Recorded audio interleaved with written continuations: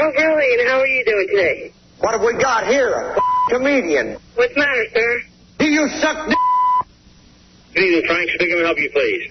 What's your name, scumbag? Who am I speaking to, sir? Gomer Pyle. Huh? Gomer Pyle. Okay, what can I do for you? Do you suck d***?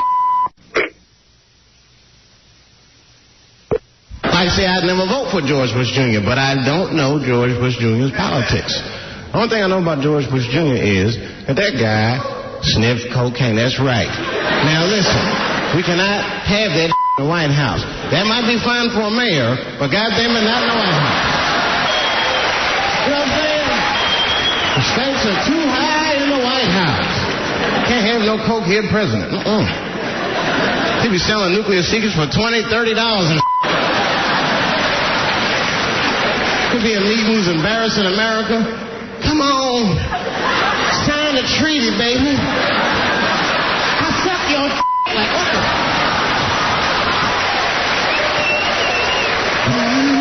like Mr. President, that is not how we do business here, sir.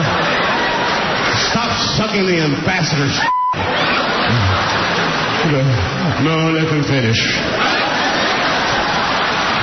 I will sign the treaty. There will be peace in Israel finally.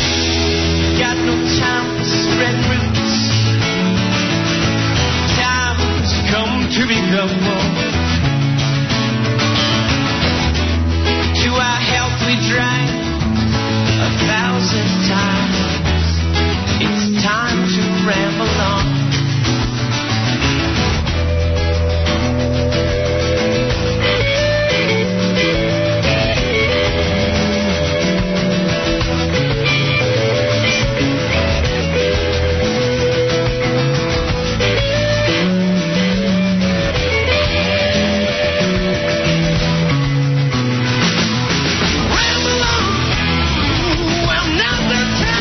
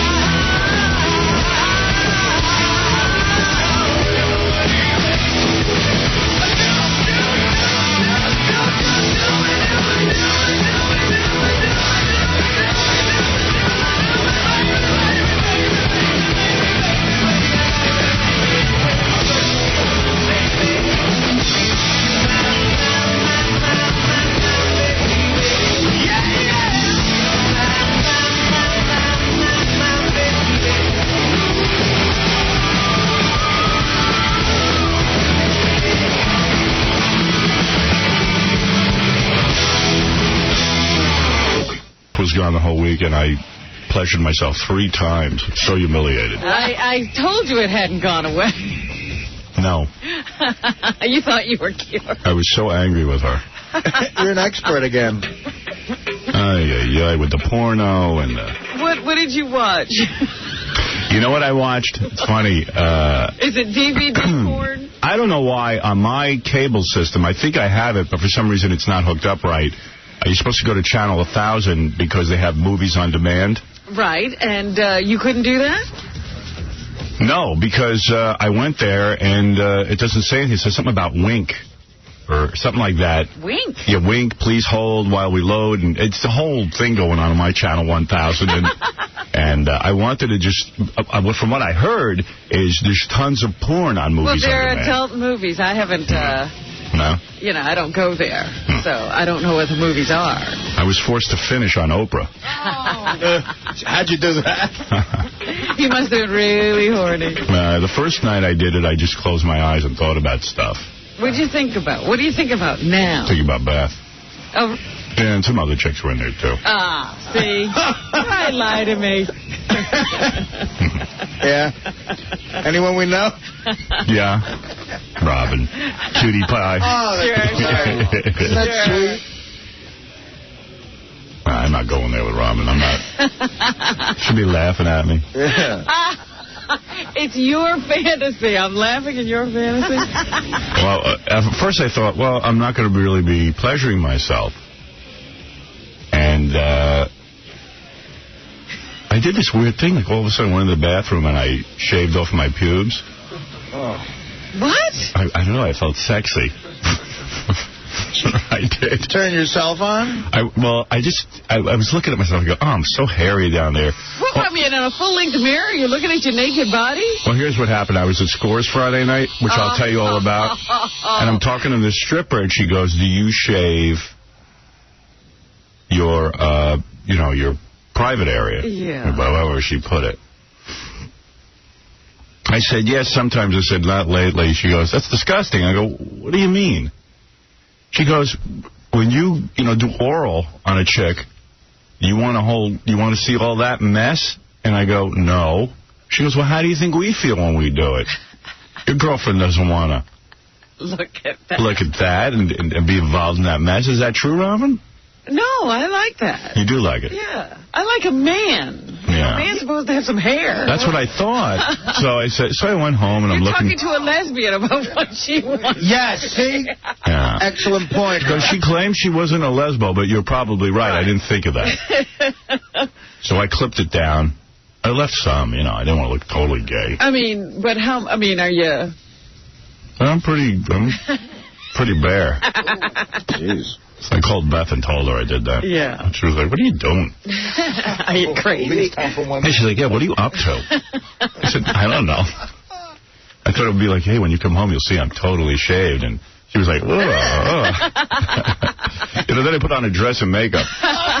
You got some of Leona Helmsley's panties. I have talked to like 20 guys. I'm the only guy who thought Lara Flynn Boyle's outfit was hot.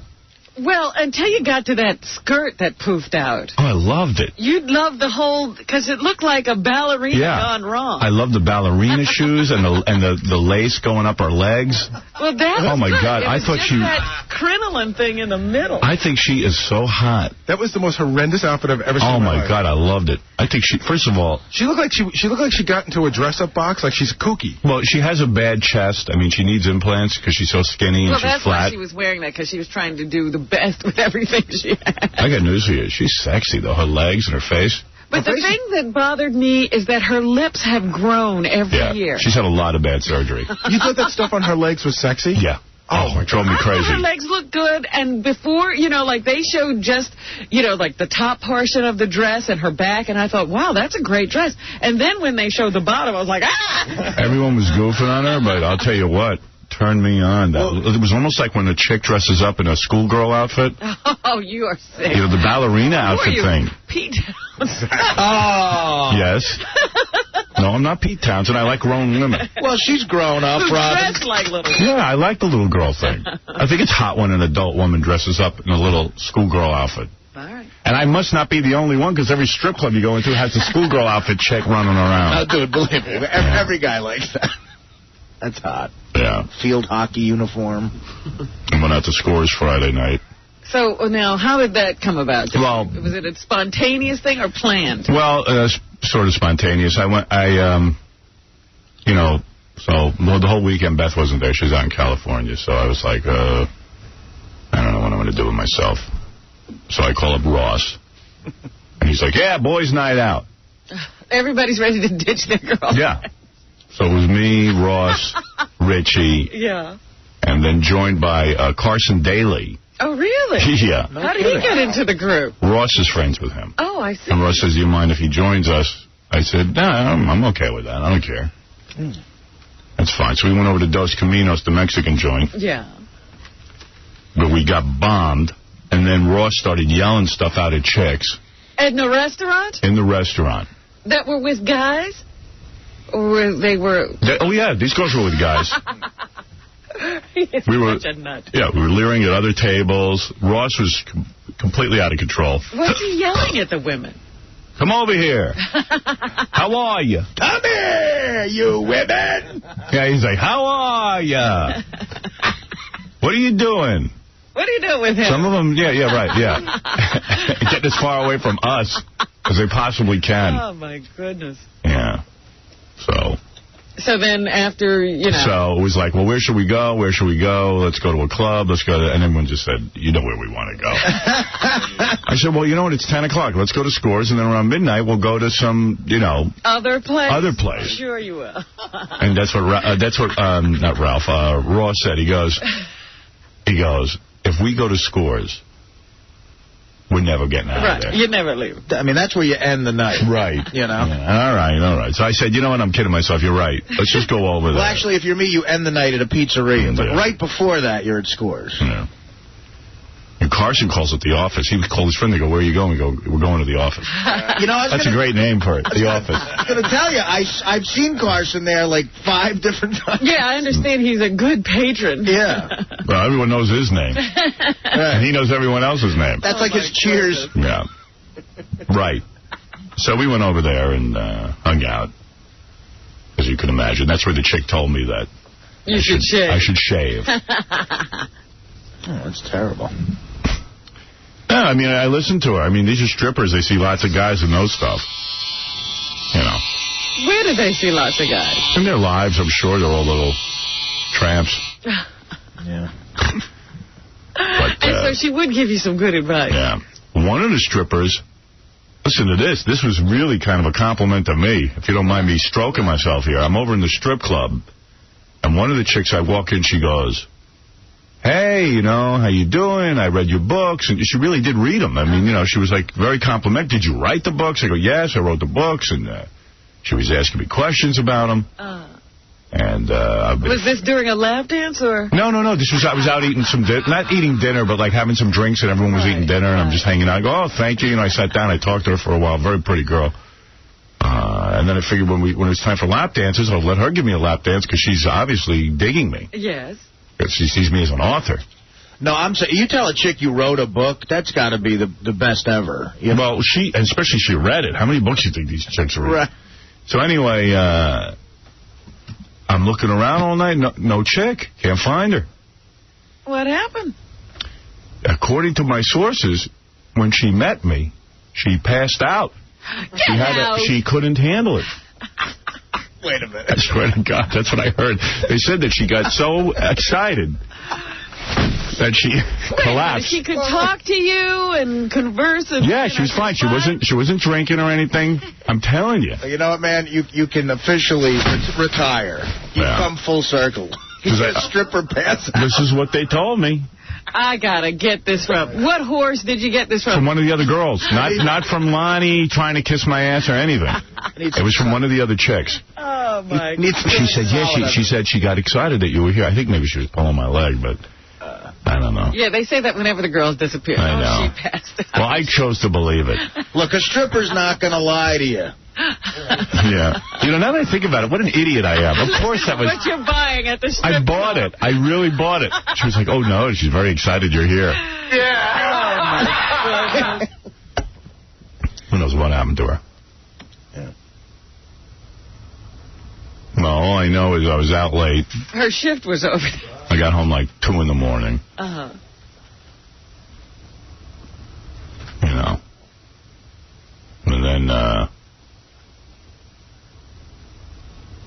you know, couldn't fall asleep. After all that. Yeah. That's when I finished myself off. Just said, this is ridiculous. I'll be up all night. So you didn't have to use more than that? Nah. Just took care of things. Took care of business. My own manly way. What's up? The word was she was so taken with you, but she couldn't function the rest of the night. Is that true? Yeah. See, I'm not making this up. Where did you get the word? I was there. Ronnie was there. This But is he Scores didn't News. talk to the girl. He didn't see Yeah, I know what's going on there. I know all. Ronnie, like, runs the place. He's like the Mike Wallace. She went into the dressing room, like, practically passed out. See? I'm not kidding. And when she revived herself, what happened? I have no idea. We didn't see her again for the rest of the night. She went home. No, I saw her. I saw her. Yeah, she came and gave me a lap dance. What? Yeah, she came in, she pulled herself together, came and gave me a lap dance, and I said to her, listen, it might be too much for you. Oh. I'm so hot. She couldn't handle it. Yeah, but actually, I didn't know that she passed out because of me. I found out later. Yeah. When I was getting the I lap wish dance. you'd get this story straight. I thought that she was... You never saw her again. No, I saw her. Ronnie might not have I seen never her. saw her again. And I said to her, are you okay? Are you ill? I didn't know she passed out because of You were me. looking for the girl to get a lap dance, and you couldn't find her. I couldn't. She didn't show up till late in the night. What's your problem with this anyway? Why are you so upset? She just can't handle it. Unbelievable. She can't deal with it. She can't handle my sexiness. Right. She can't deal with it. Okay. Yeah, can't deal with Girl girls got low blood pressure. You can't deal with the fact... Another one with a screw loose. You sure she passed out from you? It wasn't the carafe of tequila she probably had that night? I know. Well, see, Ronnie knows. Yeah. Ronnie confirming this Ron adamantly. didn't see anything either. There's been no eyewitness to this situation. Yeah, the girl in the whatchamacallit, in the dressing room told everybody she passed out. Yeah. I'm weird anyway, because Beth was away, and I was like, she's probably out having fun. I'll go have fun. But meanwhile, it wasn't, you know. We had a good time. We had a good time. Fun. We had a good time. We were there late, so we had to have a good time. She knew exactly where you'd wind up. She did. She said to me, she called me, she goes, you're going to be at Scores. Then she goes, I know where you're going. You're going to Scores. I go, who told you that? She goes, no one has to tell me that. I go, I'm not ending up at Scores. She goes, I know you. You're going to end up at Scores. Who told me that the week before at dinner, where, you know, she was saying, I'm leaving, and you know he'll be at Scores. Well, at least on Sunday night, I didn't end up at Scores. We went to Rehab. Rehab? Yeah. You ever been there? Oh, that's a club, right? Yeah. Oh, you're not talking about actually coming. No. To like a meeting or something. No. That's next Rehab. week. Rehab. They now called the club Rehab? Yeah, it's a rockin' place. They got girls there who have to be friendly to you. Well, what's up with that? You got to hear this. Really? What you mean? Where is this? Ronnie will be right over there. I don't know. I don't even know where it is. Is it in New York? Somewhere down by Nobo. Oh, really? Or something like that. I don't even know. You know me. Downtown, yeah. Sounds like fun. Could be uptown as far as Howard knows. Friday night I was at the office, and then I went to Rehab on Sunday. Sounds like a full weekend. What do you call it? We call it the donut shop. Call it the office. That's funny. We're going to the office. Yeah. Working late. Working late tonight. Ended up in Rehab with Carson Daly again, my new buddy. Oh, so you're hanging heavy with Carson. Not really. We seem to go to places where we don't talk to each other. I don't really have to deal with him. We don't really... So you never had a conversation? No. Yeah, Are you sure he didn't pass out? You know more about him than I do. If you're a guy who you don't feel like making small talk with another guy, you know, and you're together, Scores is the best place. It's so great. You know what I mean? Like, you don't have to talk. And you know what's funny?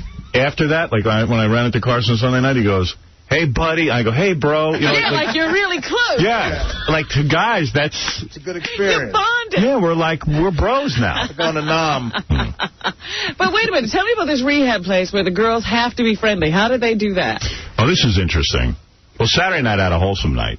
Because, Had your kids? I had the kids, I had all my kids, I had my parents, my sister. Oh, that's right. It was your celebration. Yeah, we went over to a place called Palma, where you eat in this woman who owns the place, Palma, she let me eat in her kitchen.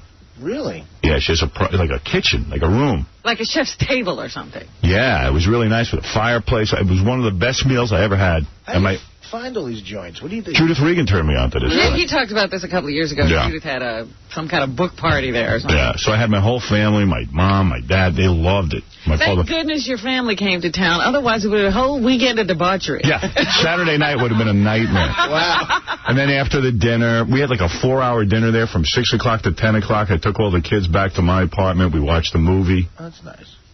I saw Catch Me If You Can. Holy cow, was that good? Great. Great movie. I was going to tell you got to go see that movie. Man. It's fantastic.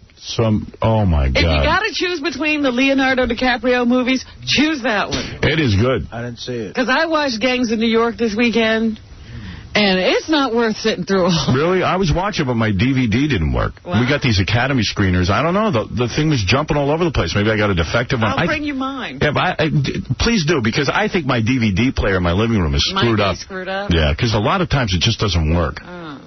Yeah, because my DVD was fine. I watched the whole thing. Yeah, if you remember it. Thank goodness I was exercising while I did.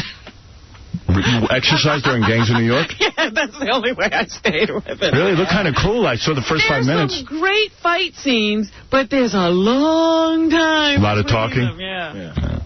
No, there's great stuff in it, though. It's long. It's like 3 hours. Well, Catch Me If You Can. I had no desire to see it. But no, it's great. But my daughter Deborah told me it was real good, and we all watched it, and it was real good. Man, Steven Spielberg made a good movie. And you know what blows your mind about it? That the guy made a movie about a guy who essentially spent his life passing off bad checks, which is not the most interesting topic in the world, and they made it fascinating. It is. It's amazing how they just... I was like, what is it about this movie? There's no real guy to find as a hero, but you can't stop watching. Right. And that's Tom Hanks again. Tom Hanks is great. I mean, he's got to be, hands down, the biggest movie star ever. Well, he's really amazing because you know how you watch a movie, even if it's some great guy like Jack Nicholson, you go, hey, there's Jack Nicholson. Right. You watch Tom Hanks 2 seconds and you forget it's Tom Hanks. That's right. He becomes the person he's playing. He's way good. You don't want him to... Leo is good. Who's good? Leo. Leo's real good. My daughter has a mad crush on him. Well, I'm sure, it's a lot of girls do. Hard not to. I know. I found him very, very good. I mean, look, he's cute. Let's face it. Yeah, he must walk. He's got it. He probably goes to rehab and chicks are all over him. Yeah. They don't have to be nice. They have to be paid. I understand. He sort of... Doesn't he hang out at the Playboy Mansion and stuff like that? Leo, yeah. Yeah, why not? I mean, he's a dude. Why? Because he's got a penis. Everywhere is the Playboy Mansion. Can I tell you something, though? It's not. When you go to the Playboy Mansion, yeah, every chick there is, slutty hot and all decked out. And totally all of them want to be celebrities. And I mean, it's so friggin' hot that it's just... All right, it is makes you, even Leo DiCaprio. I got to go there one time for a full-blown out party because we paid, basically. Right. And Mama Lucian, it was hot. All right. What a night. Yeah, that's the Office West Coast. Yeah. Yeah. You wish. My West Coast office. Yeah. So... you know what? I got to take a break. They're signaling me. I'll tell you. Let me tell you about how you go to this place and then chicks have to be nice to you. Yeah, I got to hear this one. You'll love it. They just hire chicks to be nice to you. Well, yeah, kind of. It kind of creeped me out a little bit, but it was kind of cool, too. I'll tell you all about it when we get back. We got tons of stuff going on today. The judges from American Idol are stopping by. That kicks off tonight again, and I'm really fighting myself. I don't want to watch. Yeah, I'm wondering if I'm even going to watch. I do not want to watch. I'm not watching Star Search, though. Guess who? So Simon's coming. It was supposed to be Simon, Randy, and Paula. Paula's not showing up. All of a sudden, Paula's quote-unquote sick. I knew she wouldn't come in here. Wow. Yeah, I just knew it was not going to happen. Because Gary saw Simon Cowell at Hollywood Squares, and he was like, oh, Paula's sick, and then he winks. Yeah. And I'm like, you know what? She's sick of us. The only reason I wanted all of them was because of Paula. Right. What are you going to say to Simon and Randy? Nothing. I'm going to say I got nothing to say to you two dudes. I was putting up with you guys so I could get Paula Abdul. That's right. Dave Chappelle's going to stop by and just sit in. And okay. He's got a new show he's promoting. You didn't go to his party. He had a big party. When? Last week. What time? What day? The 17th, whatever day that was, like Wednesday, Thursday? Nah, during the week, no. Well, I know, but I'm just saying. White people allowed? I think so. Oh. I didn't realize. There wasn't a blacks only. Oh. Did you go, Robin? No. Oh, there's no party either? That's right. No, I wouldn't go because it's during the week and we have to work. All right, let me take a break. And then when we come back, I'll tell you all about rehab. Okay. The club. And don't think he's got a problem. All right, we'll be back right after this.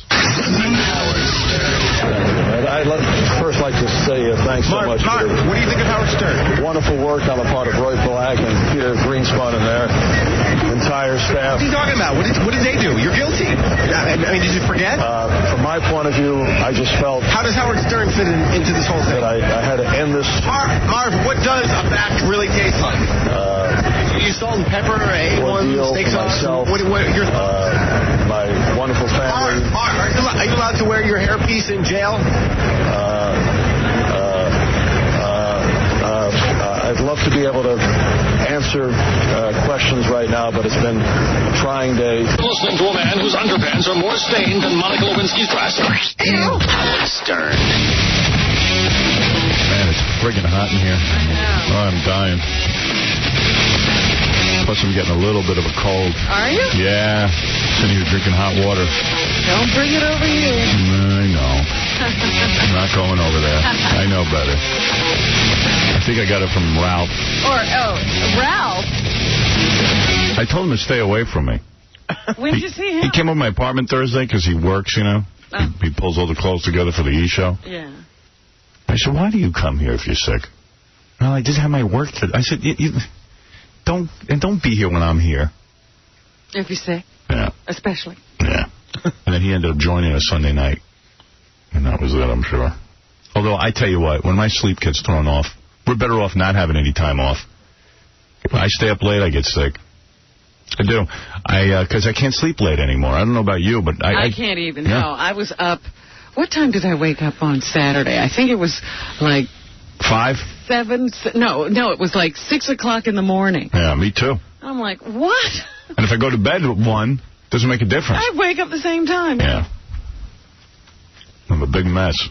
It takes a solid week to get into that flow. Yeah, I had to take a sleeping pill last night.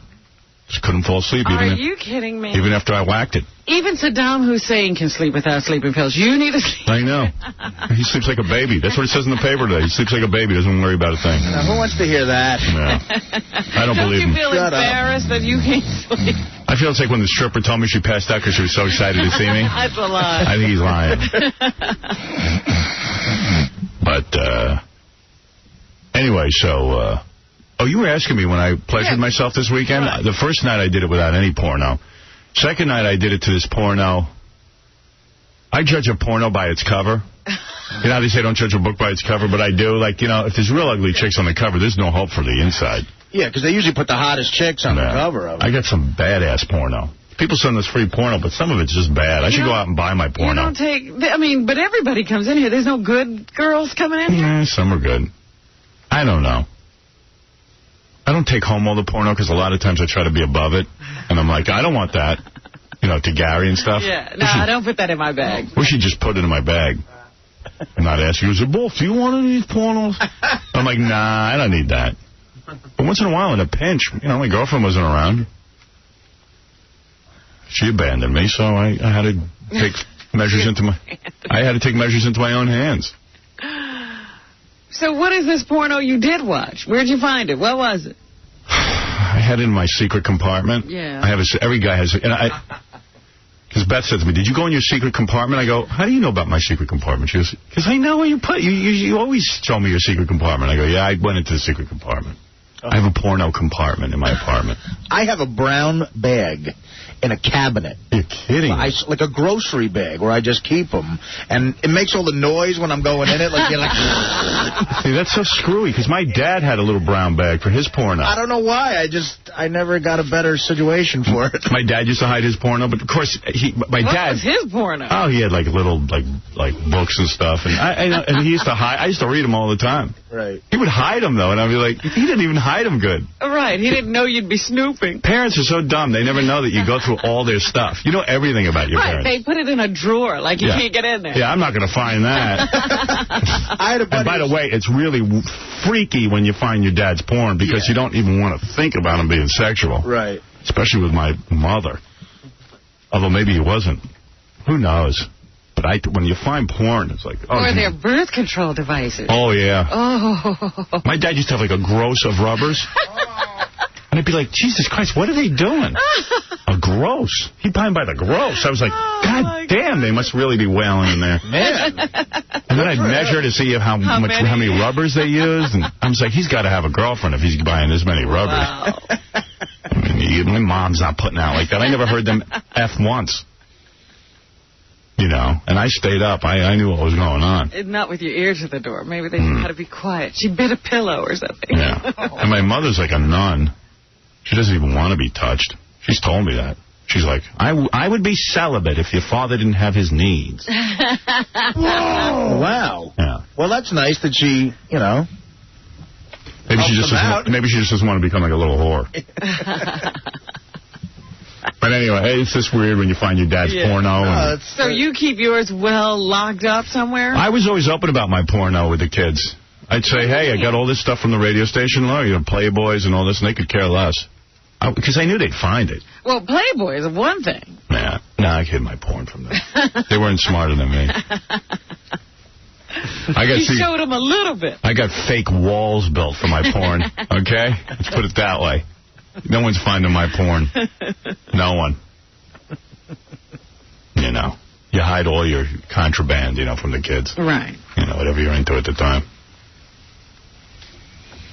But could they find your birth control devices?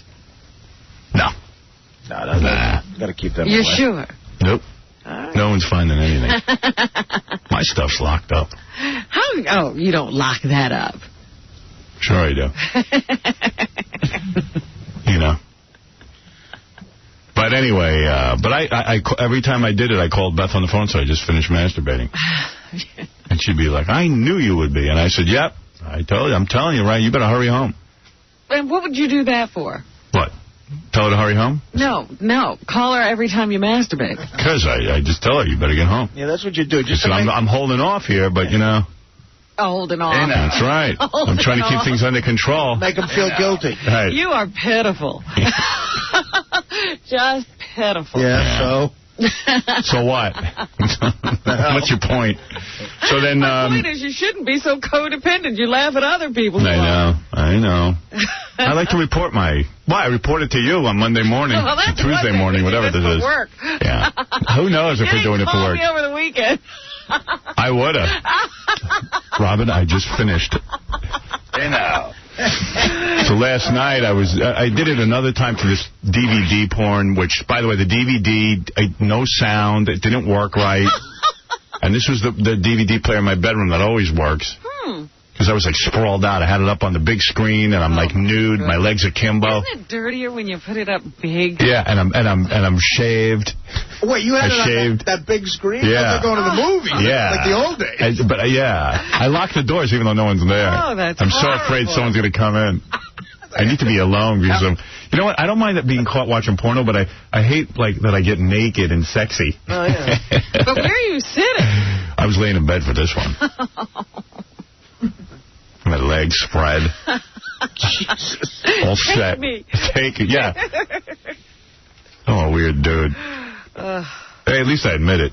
Hey, look, So what was the deal with them? And can you work the DVD from your bed? Yeah, and then you know what? I had no sound. I was going to get up and look for another DVD, and I said, you know what? I don't need sound. So I did it with no sound. That's sad. I mean, not really if you think about it. Who needs sound? Yeah. And this chick was getting gangbanged by 3 dudes. Yeah. And I was watching that, and it was really disturbing me because there was too much, wiener on the screen. Right. And that makes me feel horrible. So at one point, she put her leg up, and she had nice legs, this little whore. Yeah. She had really nice, really bad implants. You could see, tons of, and veins running through them, and red, and as soon as they got off her boobs and all the wieners, she had skinny legs, which I like. Right. And she had one leg crocked up over on a table and one on the floor, and this guy was doing her. And at one point, all you could see was her leg and a high heel. And I finished up. That did it for you. That does it for me. I'm into, like, high heels on legs. I have one with that Tabitha Stevens in it, and she's getting banged by this guy who looks like Grizzly Adams. And every once in a while, they cut to a close-up of his face. They'll stay on the guy's face for like what is that? 10 seconds. Who wants to see that? I'm going, who edited this? I'll tell you what, though. Remember so last night I couldn't get to sleep. I was all bummed out. It was a tough day. A lot going on. I'm not going into it, but I was just, and then I said, I'm never getting to sleep. I said, I better just get things going here. I finished Fear Factor, which was a good episode.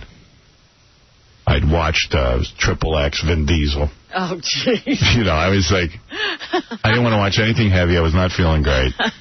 Plus, I was upset. I was thinking I'd get a cold. I don't want to have a cold. So I'm laying there, and I can't get Beth on the phone. There's nobody to talk to. And then I'm saying, I better get my porn out. And I'm going through my porn. I got the worst friggin' porn. I take home the worst porn. And then I find the special tape. Now, do you remember a bunch of years ago, some dude sent us in a tape. It was these two chicks who appeared not to be professionals, even though they were. And they get it on with each other. It's a total lesbian tape. But it's hot because it looks like you're just sort of watching two real chicks in a room. Well, it was marked special tape. I knew just what it was because Jackie had made up copies for everyone because he had copying machines. It was marked. And it's written in Jackie handwriting, special tape. Like the tape. Now you appreciate Jackie. Yeah, the tape you take out in special occasions. That's funny. What? I got the same one, baby. Right, special tape. Jackie's handwriting said special tape. Yeah, I haven't watched special tape in, I don't know how long, 4 or 5 years, however old that tape is. I remember watching it originally. So I pop it in, and now I'm excited. It's a good tape, special tape. And I remember, now I haven't seen it for a while. Like, I don't like to watch porn twice, but I really didn't even remember it. You put it in. It was just like the first time. Well, yeah. And I have my tissues, and I have everything. I'm naked, legs akimbo. If you can imagine the scene going on. Robin's shaking her head. It's pitiful. It's pitiful. And then I put on the special tape. And the weird thing about the special tape, the guy who sent it to us talks over it for the first 5 minutes. And he goes, oh, Howard, look at her. No, he's talking to you. Yeah, and he goes, don't worry, man. He goes, look at her. She's so not a pro. And, like, look at those boobs, man. And he goes, oh, Howard, man, what I would do to her. And he goes, don't worry. I'm going to shut up in about 5 minutes. But meanwhile, the guy goes on for like 10 minutes. He goes, don't worry. Eventually, I'll shut up. Then shut up. He wouldn't shut up, and it ruined, essentially, the first 10 minutes of the tape. How annoying is that? I'm already fast-forwarded. See, I got That's what I did. Memorized. Oh, you do? Oh, yeah. How many times have you used that tape? It's good for once every 6 months, because it is a truly special tape. It really is special. I only pull it out on special occasions. Well, oh, my goodness. All I know is that I fast-forwarded 10 minutes in, then he shuts up, and you can hear the girls in the bed, and I got to tell you something. And I wasn't even that horny. 2 seconds watching the special tape, I was done. So hot. They are hot. Hey, can I get special tape? Oy vey. Do you remember? I'm not giving you mine. Yeah, they're good looking. They got great, and they look like regular girls. Yeah. Do you remember why we had the special tape made up? It wasn't just for us. I had about 6 copies in the office. The premise was, this is when you were a married guy, that we were going to give it to guests that we really appreciated what they did. We should do that. Oh, that's funny. You guys will lie to yourselves in every way possible. Yeah, well, it would have been a nice parting gift. Like, like today when those guys come in from American Idol or Dave Chappelle. Tape. Say, hey, here's our special tape. This is the one we use when we're in a pinch. You should give one to Chappelle. Yeah. Oh, Chappelle will love it. He's been married a long time. But it's an amazing tape. It's amazing. It's hot. It's called special tape, and I don't even know. And how do you get the special tape? I don't know. You don't. It was made Somebody for you. sent it. Yeah. Just for you. You see, I don't think it was made just for me. I think it's a porn tape. No, it was made just for you because the guy's talking to you on the tape. At the beginning of the tape, he says, Howard. I think he just had a special tape that he talks over. No, he recorded his voice over. Because then he's directing the girls. Really? Yeah, no. That guy made that tape for you, I'm telling you. I've watched it. I don't think so. I've watched it a lot. No. I don't think you're right. I think it's a porno tape, and he talked over it and pretended to be the guy. No, because it's available for sale. It's not a porno quality tape. It's pretty. That makes it even better, then. No, but that's what I'm saying. That's what. No, it's just that. You think that guy hired those 2 chicks? Yes, or knew them somehow. But I absolutely buy into the fact that tape was made for you. I don't.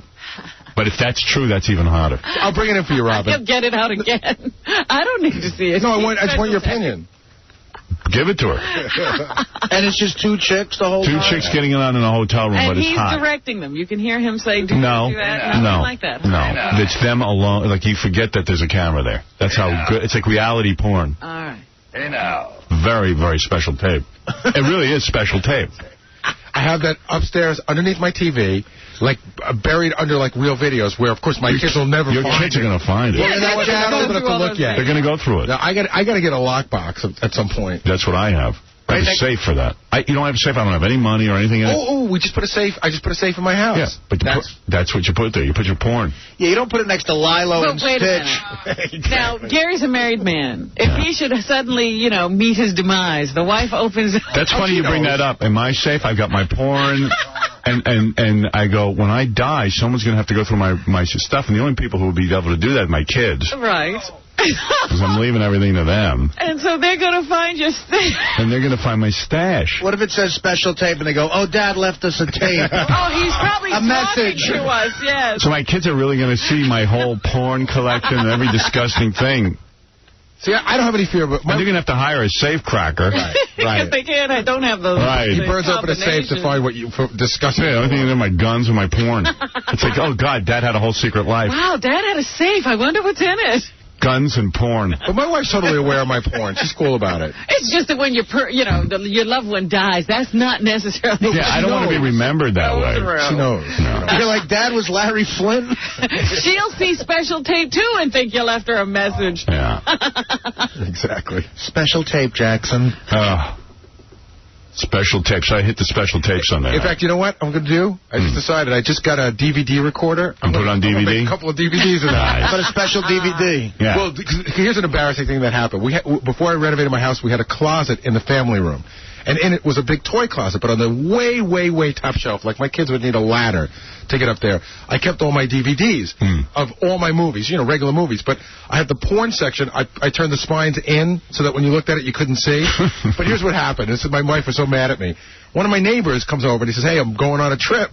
I want to borrow a couple of DVDs.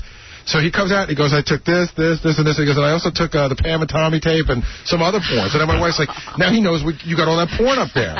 Yeah, so what? Well, he wanted it. I know, but he took it. So what kind of freak is he?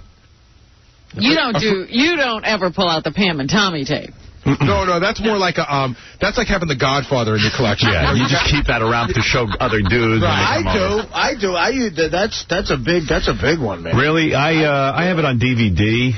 And I think I've yanked it a couple of times, but when Tommy comes on, you to totally lose it. There's one part of the tape that works for me. There's a part of the tape where they're on the boat and she's on her back. Yeah, that works for me. And her legs are way up in the air and she's screaming like a banshee. That works for me, too. The yacht scene works for me, and when, surprisingly, when she's in the tub. Oh, yeah. You did love the tub scene. Can I tell you what doesn't work for me on that tape? Where they're in the car and she's servicing them? No, that's not as bad as when Tommy starts honking the horn with his private parts. Yeah, She's like, all right, that's just stop now. But when she's trying to figure out the laptop computer and she seemed really dumb. Yeah, that turns me on, too. I like when they're just rolling joints. Oh, yeah, because she's doing something illegal. Yeah. Oh, that's great. And, Robin, you can't underestimate the power of that tape. Like Dave Grohl, right? I had to make a copy for him because and send it to him because he'd seen it on Spectravision in a hotel. And I go, but he didn't have his own. You're not getting the full effect. Right. Because that's edited. Right. So I made him a copy and I sent it to him. Oh, my goodness. Dave Grohl. He's not getting enough poontang? Jesus. I really hope Pete Townsend didn't have something marked special tape. Yeah. Because we're normal. Don't want to see that. We don't want to see his, his special tape. Into his private compartment. So, anyway, so I was going to tell you. So Sunday night, I went out to dinner. I met Ross and Ralph. And Carson doesn't come to dinner? No, we met him at rehab. Okay, he always meets He was at dinner at Dos Caminos on Friday night. All right. Yeah. Yeah, they have all those two-way pages. Everybody's paging each other. Yeah, they're all over town, talking about what's going on wherever they are. Yeah, nothing's going on, trust me. Converging. Wherever they are, they're on the pager to talk about where they're going to go next. Yeah. They can't be happy where they are. I know. So anyway, I went out to dinner, and then we decided to go look for a club. And who knew about this rehab? I don't know. I think Carson Daly. Yeah. Or somebody. Rehab. That's the name of the club? That's the name of the club. Because I thought Carson was in rehab. No. Yeah, you're just visiting. It's visiting. No. We went to rehab. So you go in there, and I guess, but like everyone tells me we're there too early. Meanwhile, it's 11 o'clock at night. It doesn't start happening until midnight or 12:30. Which I can't even relate to. Like, on a Sunday night, most people have to work. Yeah. Wednesday night's the good night, and, you know, everyone shows up at 2 o'clock in the morning. Like, who are these people that go to these clubs at 2 o'clock in the morning on a Wednesday night? They must have trust funds or something. I mean, you have to work. Right, rich people who don't work. That's probably who's there. Yeah, like Euro trash, all kinds of stuff. So I haven't been to a club in a long time, and I went, and we get in there, and the owner was like, wow, you know, thanks for coming to rehab. He goes, but... Because they like it when someone famous shows up. Sure. He says, but you're here too early. But in order to accommodate us, they stuck us in a booth with a bunch of drinks, really nice. And then chicks who work there, they all wear little mini skirts and leather tops and stuff. Like they're almost naked. They have to wear that. That's their uniform. They had to come over. The owner sent them all over to us so we could, like, rap to them. Yeah. And then I was thinking, well, do they really want to be with us, or are they forced to be with us? You know what I mean? Right. It's sort of like, well, yeah, I'm glad chicks are over here. It was fun. But I feel like the chicks are forced to be with us. It's probably a little of both. Some of them are fans. Some of them feel like they got to be there because the guy said to be there. Yeah. So this isn't necessarily what happens at the club. It's what happened to you. Right. Yeah. Oh, yeah, I don't know what happens at the club. You're saying, like, it's a club where the girls have to be nice to you. Everybody will be going over there. Yeah, well, they're being nice to other dudes. Hey, they weren't nice to me. But they were some good-looking chicks. Right. And they wearing probably nothing, and they dance good. And so, you know, we were all hanging out. And then I just wanted to leave. I wanted to go home. And all the guys wouldn't let me leave because they said, if you leave, then the hot chicks don't have to talk to us anymore, and the drinks are going to stop. That's right. I was like, oh, yeah. Carson's not big enough to keep that rolling? Evidently not. I was shocked. Hey, wait a minute. Those guys don't want to pay for drinks. They've got money. No, they would pay for drinks, but they like the attention of the chicks. Well, if they throw enough money around, tip the girls. They'll be nice to you. Right. Oh, no one's doing that. I tipped the waitress before I left. Yeah. What do you throw her? I gave her $100 because she was like really working hard and taking care of everyone. That's huge money. Yeah. That's huge money. Hey, can I just tell you a funny club story that I had in L.A. this weekend? You know when you go to a club and it's like, you know... He went out to do Hollywood Squares. Right. So in L.A., everything closes at 2 in the morning, so 1:30 is the last call. You know when you see that guy at the bar who's walking around doing that last crawl all by himself, and you know that he's looking for chicks? Right. Were you that guy? No. It was so weird. It was Crispin Glover. Oh, really? You can't miss him because he's got this bizarre asymmetrical haircut. Right. I don't think he even works anymore, does he? Who even knows? The last movie he was in was... I know what he was in, Like Mike. He was in Like Mike? My son recognized him from Back to the Future. He goes, oh, that's the dude from Like Mike. He was in Charlie's Angels, I should say. He was? Yeah. He was in Charlie's Angels, and he was in that other one. I forget the name of it with... What case? Renee Zellweger. Yo, I love that guy. The last thing he did, I think, is he produced a movie with all retards in it. That sounds like him. And Robert's talking about Nurse Betty. Right, Nurse Betty. Hey, you know, did you guys see the Golden Globes? Yes. Well, I didn't. I was out. I was out at rehab. But I got to tell you, we haven't even talked football yet. Those were some interesting games. But I got to tell you something. My dad called me up. He goes, did you watch the Golden Globes? I go, no. He goes crazy from Sharon Stone. He can't stand her. Well, I think she has crossed over. She's truly crazy now. Yeah, he goes, the greatest moment, he says, this Sharon Stone, he goes, she must be insane. I go, what are you talking about, Dad? He goes, so they get her up there to present an award. Yeah, she's not winning anything. She's presenting. And he says her whole career is now presenting awards or going to award shows. She doesn't do anything. They even announced that she's making some movie that nobody will ever see. Yeah, and he said for some reason the Golden Globes, they keep cutting to her for her audience reaction over and over again, and she's standing up, she's applauding. Acting like a retard. Yeah, I mean, but it draws attention. So her whole thing now is being at award shows, Sharon Stone. Right. You don't even know why they put a camera on her, because she hasn't worked in how long? I know. But anyway, he goes, so she gets to present an award. He says, first of all, she walks out there like she's Elizabeth Taylor, you know, like she's like the most important celebrity on the planet. And he says, then she comes out there and she ends up giving this award to Richard Gere, who wins for Best Musical. And Richard Gere goes up on stage, and you can tell that he's really excited because, A, the guy's never won an award before. Right. All his work.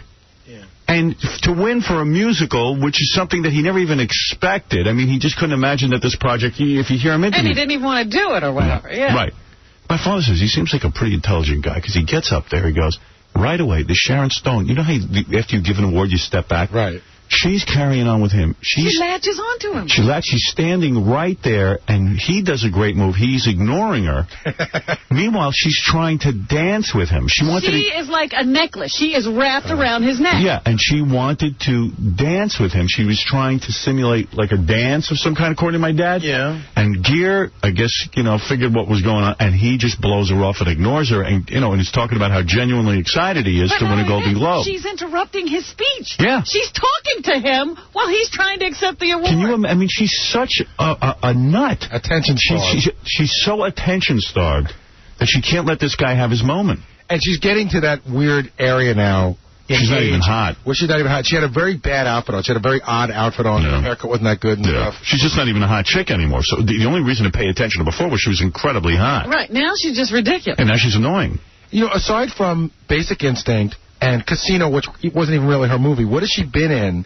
What movie has she been in that's been the huge moneymaker? The only other thing is that Arnold Schwarzenegger movie. And that was before anybody knew who she was. Yeah, she's barely in it. But I mean... but she's cuckoo. That's what I said. I said she's finally just completely crazy. Yeah. Well, you know what it sounds like is what Julia Roberts did to Denzel Washington. Yeah, but even Julia Roberts backed off. Yeah, she was... whatever her name is, she was 10 times worse. Yeah. Because she just would not leave. She made you know she was there the whole time he was accepting his award. My dad was going berserk. I go, Dad, you got to calm down. I go, you're obsessed with Sharon Stone. And she probably doesn't even know Richard Gere, but she started... She just got all crazy, even announcing his name like, the greatest thing had just happened. Talk about a guy who fell apart. Richard Gere, boy, is he ugly now. Yeah, he looked at Nicolas Cage and said, your father won the award. Is he? But you know what's funny about him? I'm looking at him. He had these, like those mystics, those Dalai Lamas and all that. Beads. Yeah, they always give you these little circle of beads to put around your wrist. And he's wearing this tuxedo. And then you see the beads. Those cheap crap Indian beads. Yeah, because they're about 10 cents, those beads, on a rubber band. And he thinks they bring him some kind of health or good luck. Yeah, witchcraft. Well, didn't keep Sharon Stone away. I got to take a break. There's so many phone calls, too, I didn't even get to. Let me pop through real quick, and then I'll take a break. Yeah, Michael, you're on the air. Howard. Hey. Morning. Morning. Did you see David Schwimmer's girlfriend? No, was she hot? Oh, my God. She was sitting at the friend's table, and they were interviewing her. She is some chick, man. Unbelievable. He did really good. He makes $1 million an episode. Isn't that the one? Didn't they say she had done some kind of nudity or porn? She was a perfect 10 girl, wasn't she? Oh, is that what she is? Is that what it is? I don't know. Oh, I don't know, but she was hot. She was the best-looking girl there. Fred, wasn't it that she was a perfect 10 girl? Or? I didn't get the details on that. I think her name was Allie or something. Benji, you know anything about that? I thought she was a perfect 10 girl that Ganji was hanging out with. Maybe that was it. I knew he knew something don't even about say it. that. No, he didn't get her. No, he hung out with her one night or something. He was a friend. You there? Yeah. Thank you. See you later. Right. I got to take a break. God, I just wanted to get to some phone calls, too. Mike, what is it? Hey, Howard. I keep saying I got to get to a break, and I don't break. No, what's wrong with you? Something wrong. Nobody's stopping you. I know. I'm in charge, and I'm not breaking. I said I have to get to a break. Yes, Mike, you're on the air. Yeah, did you see Dick Clark shaking? Really? Yeah, it looked like a little Parkinson's disease. His thumb was shaking in one part. It's about time. Well, I've noticed he has had that for a long, long time. The shake? But it wasn't as noticeable as it is now.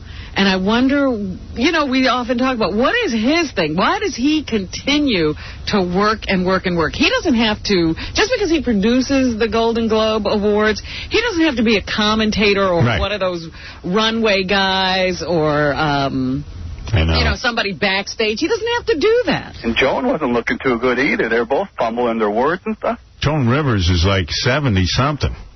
fighting with desk clerks.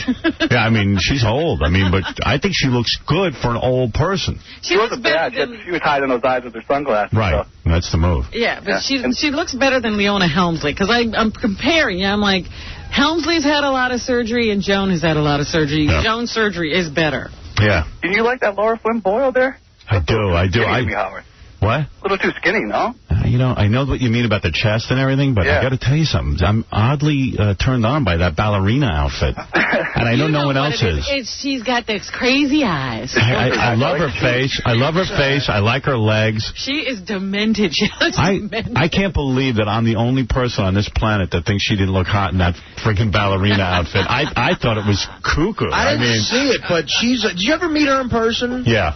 I met her once, and I thought her face was strikingly... It's strikingly... She's beautiful. The weird thing is, she's so skinny, like the chest is bony and stuff, but if she got implants, she'd be smoking hot. She's tiny, And her chest is real bony, like, Whitney Houston was at that Michael Jackson tribute. Right. You see a lot of bones. A lot of bones and stuff. That's not necessarily hot, but I bet she's got a good ass, from behind with the skinny legs and the ballerina slippers, and I like the whole thing. It's hard to carry off that rope up the leg thing. Yeah. She was working it. She looked good to me. I was turned on. Hey, Howard, have a good day, and can I just say F-Test, and that's Penelope. Oh, come on. Stop it, man. What are you, crazy with that? Fred will kill you. That's terrible. All right, I got to take a break. I know there's a lot of people waiting to get on the phones there, but listen, if you can hang in there, hang in. I'll get to the phone calls. A lot to talk about. Robin, I need to know if Mr. X is ready to box Stuttering John. I'll go to Vegas and do it. I have a lot of questions. Also, judges from American Idol, Simon and Randy are here. No Paula, because she bailed, because she's quote-unquote sick, which she's not sick. But I got to take a break. We'll be back right after this. For 52 seconds straight without taking a breath. Even those that are supposed to be the critics, they all come back and want me to promote them because they play the game. Some of the media plays the game of trying to castigate, vilifying characters, assassinate Don King. Let old age-old send them. That's why Mike Tyson is there, because they see that the black guy jumping out the bushes and grabbing the... Here's what we got. Had the jury known information of the fee contingency agreement, there may have been a determining factor in their decision. And they remanded it back to the trial court. He's the only man in the country that first they persecute him, torment him, and then incarcerate him. Now all of a sudden they're going to have such compunction and such mercy for him, they want to come back and now and pit him against me. What are we talking about? I'm in the healing process of bringing people together, friendship, unanimity, and zeal, constricting all negativism to its narrowest form, not divisiveness and alienation, polarization. Whoa. You know what I mean? I want people to get together. All right. Me and you, man, we doing it to death. Howard Stern Show. Man, there's a dude who loves to rap. By the way, we put together an incredible night of E! shows this week. It's Anal Ring Toss Week on E! Yeah. Tonight's episodes, the television premiere of the exciting new game, Anal Ring Toss. Who will be Lord of the Anal Rings? You know Artie is, but it's amazing to watch. Tune in tonight to find out. Everybody wants to see Anal Ring Toss, and that's all week on E! Tons of Anal Ring Toss. We put them all together. Wow. And it's really one of my favorite games, and it's sweeping the nation. Speaking about games that sweep the nation, by the way, I'm just waiting because Simon Cowell and Randy Jackson are here, but Paula Abdul is on her way. Oh, you're kidding? No. So she's coming in, too. So I figured we'd wait for all three of them. Yes, please. I don't want to keep those guys waiting too long. Wait a minute. Maybe we should interview them, kick them out, and take Paula by herself. Well, good idea, Robin. And Simon's got his incredibly hot girlfriend with him. He's got a girlfriend now? Yeah. Very, very hot, everyone's telling me. I saw her in the paper, Howard. She's hot. Yeah. Yeah. I heard he buys her tons of stuff. If that's the same girl. He did an MTV Cribs. Mm-hmm. And there was this girl in it who he kept saying was the cook. But she certainly didn't look like any chef. That's exactly who it is, Robin. Okay. Yeah. Hey, now. She's some dish, though, Robin. Hey, no, I saw her. She's gorgeous. I said, that's no cook. Yep. I'm going to try and get her in here, too. And then maybe we'll let some people audition for these dudes. See what they come up with. Speaking of that, so like I was telling you all morning, like Beth is in California. And she went out with Scott and Maya over the weekend. Scott, our old E! producer. But the show is, listen to this. Women come in and a group of judges tell them whether they're good looking or not, and they evaluate them. Oh, stop it. You're pulling my leg. You're pulling both of them. That's his new show. No. So who's he sold this to? I don't know. But it's our show. It's essentially our show. Yes. That's an exact description of the show. It's called Am I Hot? And it will be on ABC, and Scott's executive producing it. Oh. Isn't that what I've been doing here for years and airing? Yes. What do you say to him when he says that? You know what? Does he admit that it's our show? No, I didn't even have that discussion. It was we talked. Does he say it like it's an original idea? No, he told Beth, I'm sure Howard will be upset. Oh, man. I didn't know what. You know what? He claims it's not his idea. It was some guy he works for. It is. It's a guy that listens to your show all the time. I can tell you, it's that guy Mike Fleiss, who did The Bachelor, The Bachelorette, and who calls here a lot, is a big fan, and said that you have influenced him in every way. Yeah, including taking my ideas and putting them on ABC television, which is unbelievable. Why wouldn't he come to you and say, let's produce a show of this? Why cut me in? I mean, why cut me into my own idea? Take it, yeah. Just take it. In fact, I wanted to do that on E! and do a spin-off show, but E! of course, was too cheap to produce it, and I just haven't even gotten around to pitching it anywhere. Can I ask you a question? Because I was with Sam Simon on Saturday. But this is one that I will go to court over. Yeah, because I've got tapes from the last 20 years of us doing the exact same show. It's the exact thing. It's the exact show we do. You can't get any closer without being in the studio. Yeah. I mean, someone's got to give me some money on that one. You know. What's next for Mr. Fleiss? King of the Butt Anal Ring Toss? Well, they're not getting the Lord for that, my friend. And speaking of that, in fact, tomorrow we have a bunch of judges coming in to evaluate chicks for Playboy magazine. So we're doing it. We're doing a show that I'm sure that... You'll see on ABC. Yeah. Tomorrow, please call Casey in our office. We're doing that tomorrow, so we need chicks who want to be evaluated. Call Casey in our office at 212-314-9322 if you haven't already been approached by ABC. I almost flipped my wig when I heard that. And Scott didn't call you. He's passing the message to others. When I call me, what do I do? Well, I hope everybody makes a lot of money with that. If he called you, what would he say? I'm curious. I don't care what he has to say. I don't blame him for going to work for the guy. Why not? But would he call you and say, listen, we're doing your show? It would have been nice if he called me and said, listen, we're doing your show. Why don't we do it? Right. You know, for ABC. See, it's expensive to hire me to do my ideas. I'm not going to do it for nothing. Mike Fleiss will do it for nothing. He's willing to take my ideas and do them cheap. Well, that was a big discussion. I was with Sam Simon all the, good part of the day on Saturday, and we were going over the list of shows that have ripped you off. We talked about Street Justice and what Jay does on his show. Jaywalking and the whole thing. And Sam said to me, why doesn't Howard do Am I Hot?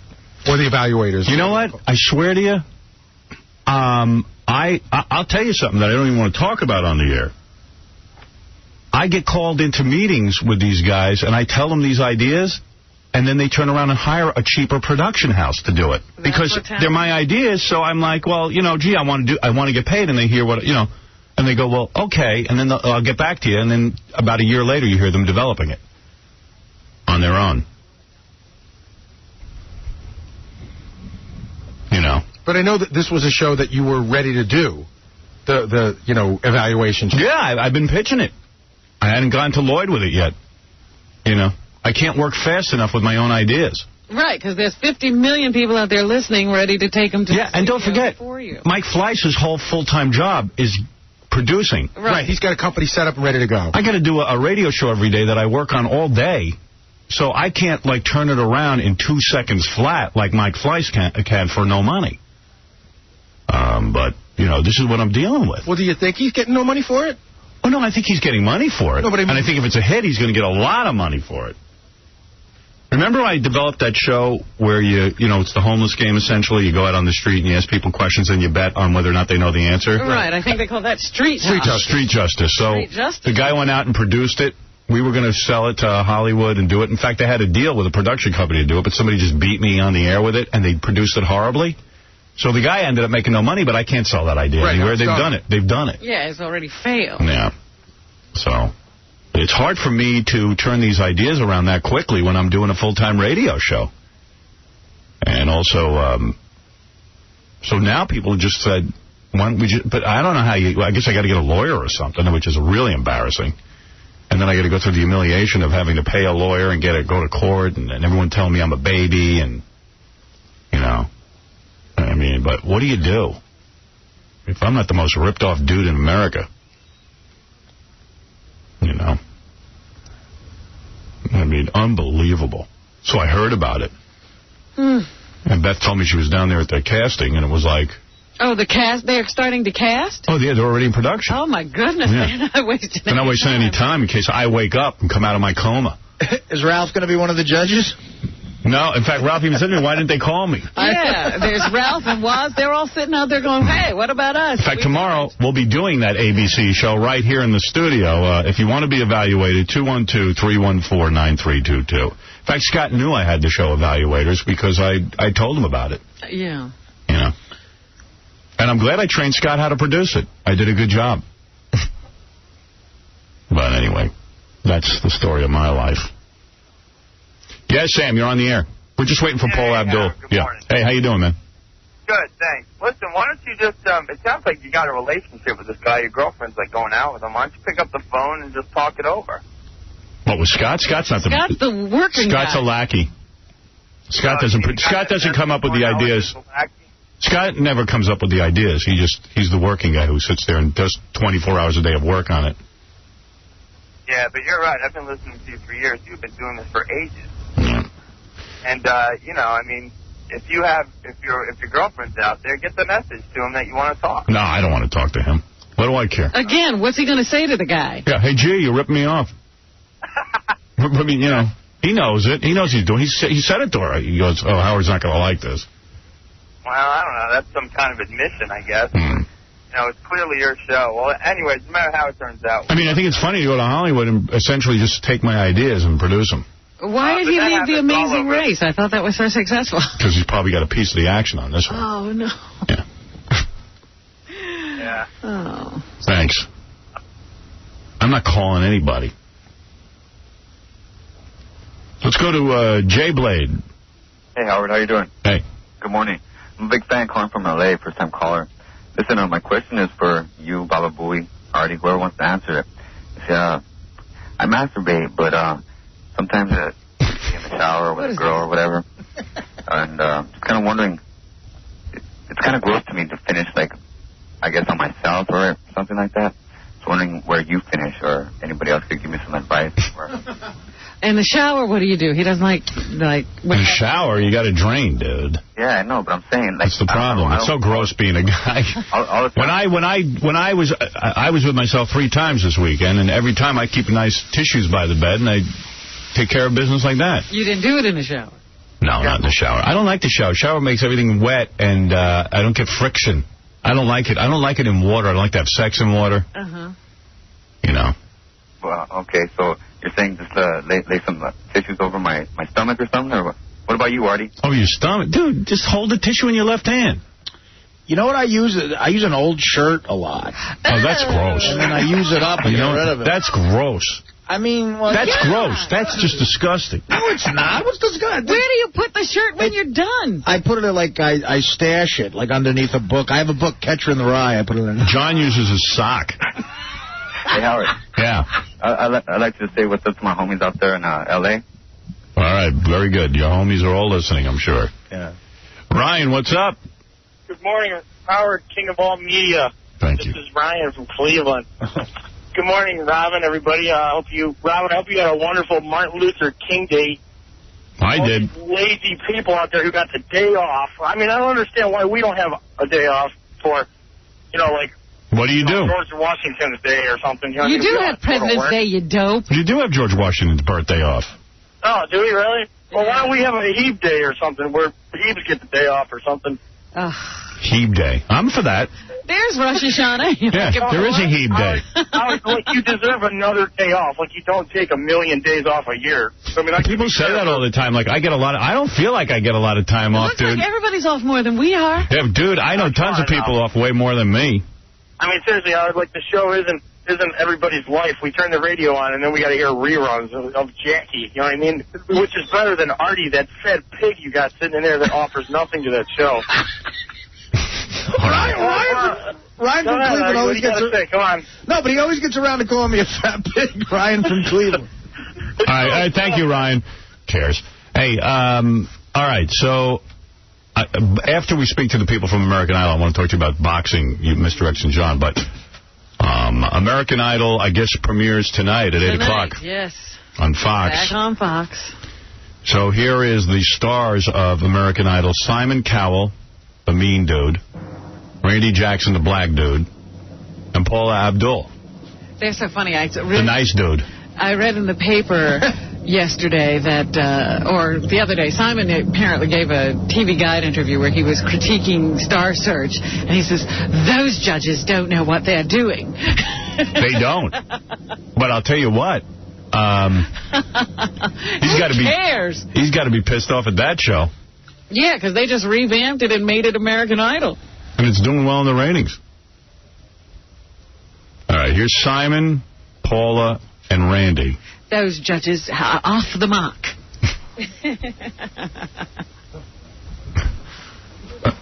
Hey, Simon, how you doing? Good to see you. Hey, Simon, don't apologize. It's not you. Where's the rest of them?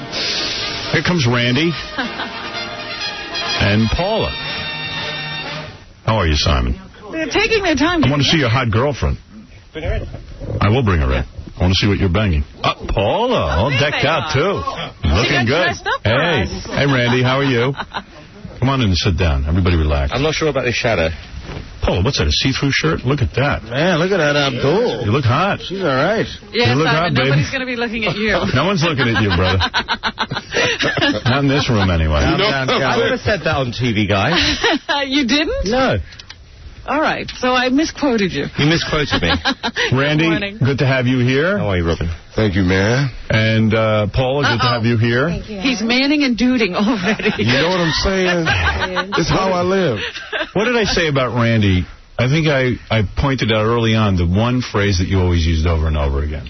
What was the phrase that Randy always used? You're doing your thing, dude. You're doing your thing. You're doing your thing, dude. Did your thing. And yes, and the three names. Howard. Will you change this season because of the success? Will you become more acerbic like Simon? Will you try to change your act, or will you stay the same? A little nastier even as the show went on. You know what I'm saying. See, she knows me. See, yeah, you got into the nasty thing a little bit. In fact, they got nasty with each other. They almost came to blows. Right. See, Simon's rubbing off on all of us, you know what I mean? Yeah. Oh, Paula, you can't go down that road.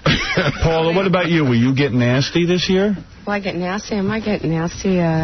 You hate Simon still? You don't hate him, because Simon is the reason the show took off, isn't it? I mean, boo. Am I wrong to say that? I mean, Simon being acerbic is what happened. He was honest, and everyone liked the show as a result. It's all about Simon. It's not all about Simon. It is all about Simon. Yeah, but the fact of the matter is, you must be happy that the show is so successful. It's made you guys stars, and you like his attitude.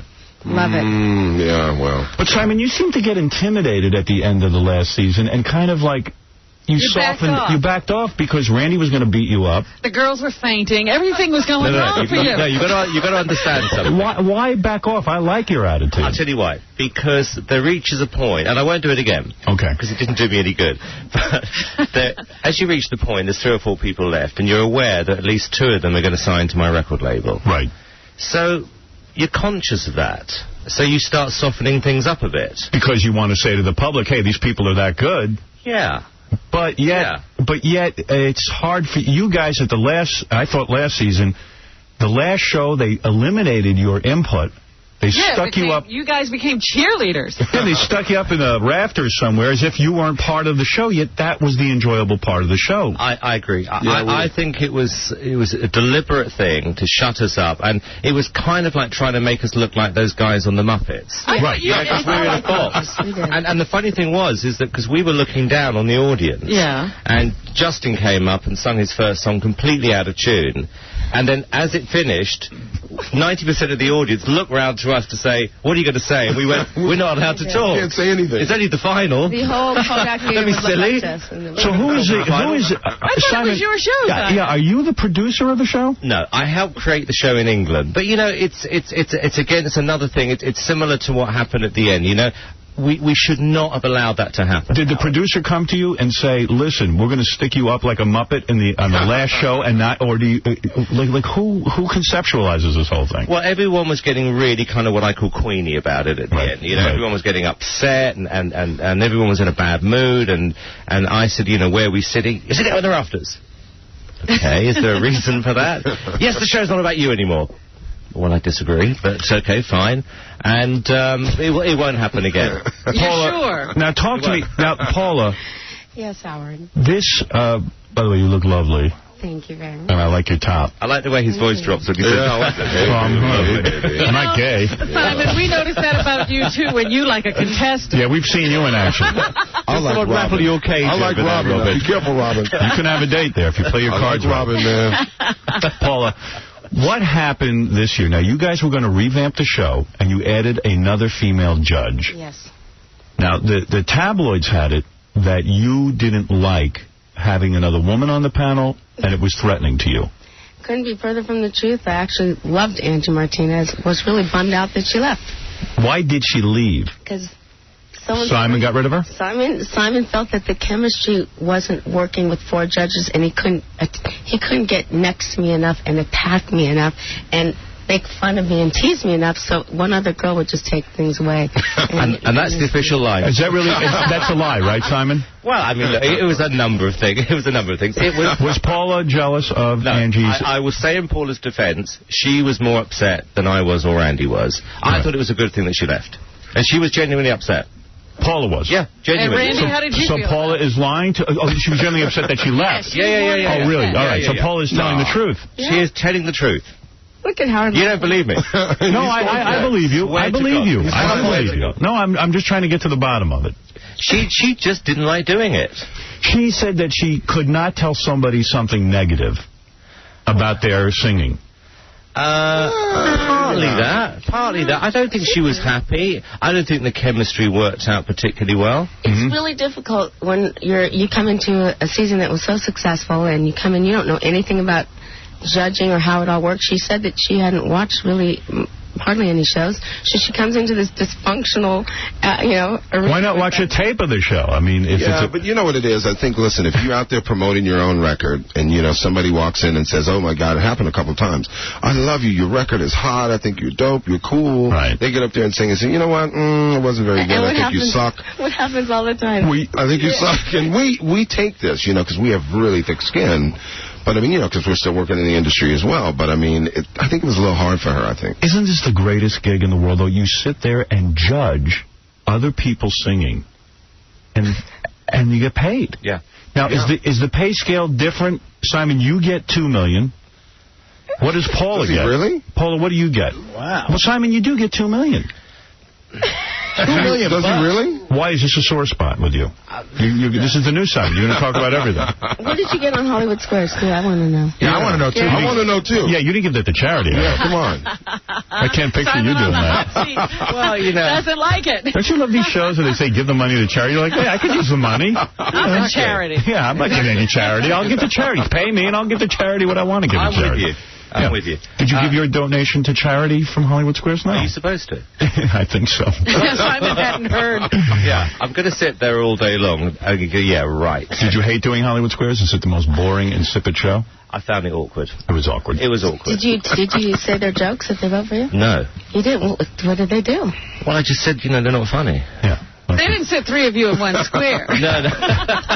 See, I thought Simon did really well. We do things alone. Why did Simon do well? Yeah, because it was sort of awkward because Simon wasn't playing the game. I thought he was very real. He just said what he felt like saying. He didn't seem... I'm trying to think of... I thought he was great because he wasn't very prepared. He just decided to come in as Simon and just do what he does. But talk to me about this pay difference. In other words, so are you the star of the show? Are Paula and Randy not as... well paid as you? Yeah, I like Howard. Howard, you're doing your thing. Well, today, let's be honest. Thank you. I am doing my thing. You know what I'm saying? I think we all, we all have different people negotiating for ourselves. I don't know what everyone got paid. Well, why not, though? Randy, do you talk about what you got paid? Would you announce what you got paid? No, it's too much. Is it too much, but it's less than what Simon gets? I don't know. I'm just shocked today that he's getting $2 million. I didn't know that. You've read that, I'm sure. I heard. And what happens when someone goes and negotiates? You say, hey, I want I want the same, I want parity, don't you? Exactly. What do Randy and Paula get? Paula, I think I'm the only one who never discusses what I make. Are you happy with what you're making? I'm fine with what I'm making. Does it bother you if Simon gets more than you? I hope Simon gets all the money in the world. That's what makes him happy. It does, actually. No, it does. Paula, you're a wealthy woman from all of your album sales, from touring and all that stuff.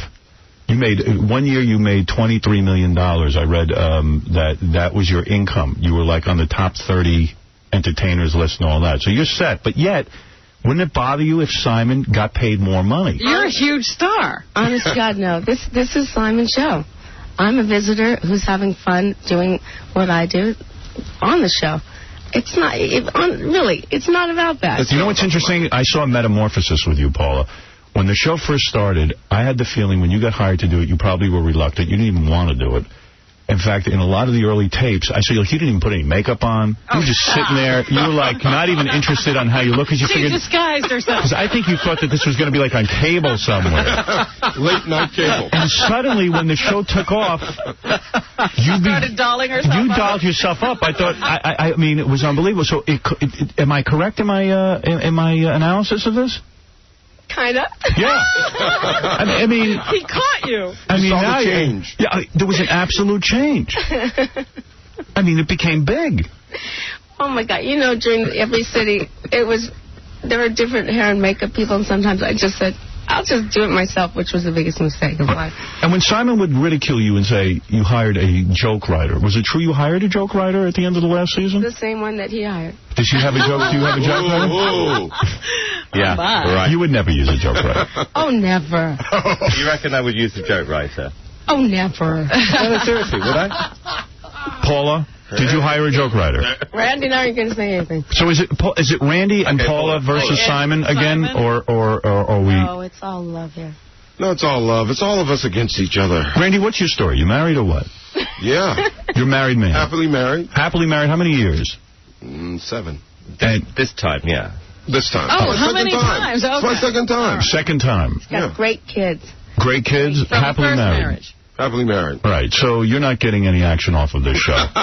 Simon's level of women has gone way up since coming to America and becoming a star. I told you I saw him on MTV Cribs, and I thought, this is embarrassing because it looks like he needs to put this girl on the Cribs episode to get her to date him. Whoa. Simon, is that true? Robin, can I ask you something? Robin, I'm just Are you having a particular medical condition today? Seriously. What did you say, Simon? I'm asking if she's having a medical condition today. Because like your eyes are narrow and you're not yourself. Robin's just telling me. No, you're not yourself. You're bitter today. Oh, my goodness. Yeah. No, it just was an impression I got. I'm asking you, is that the case?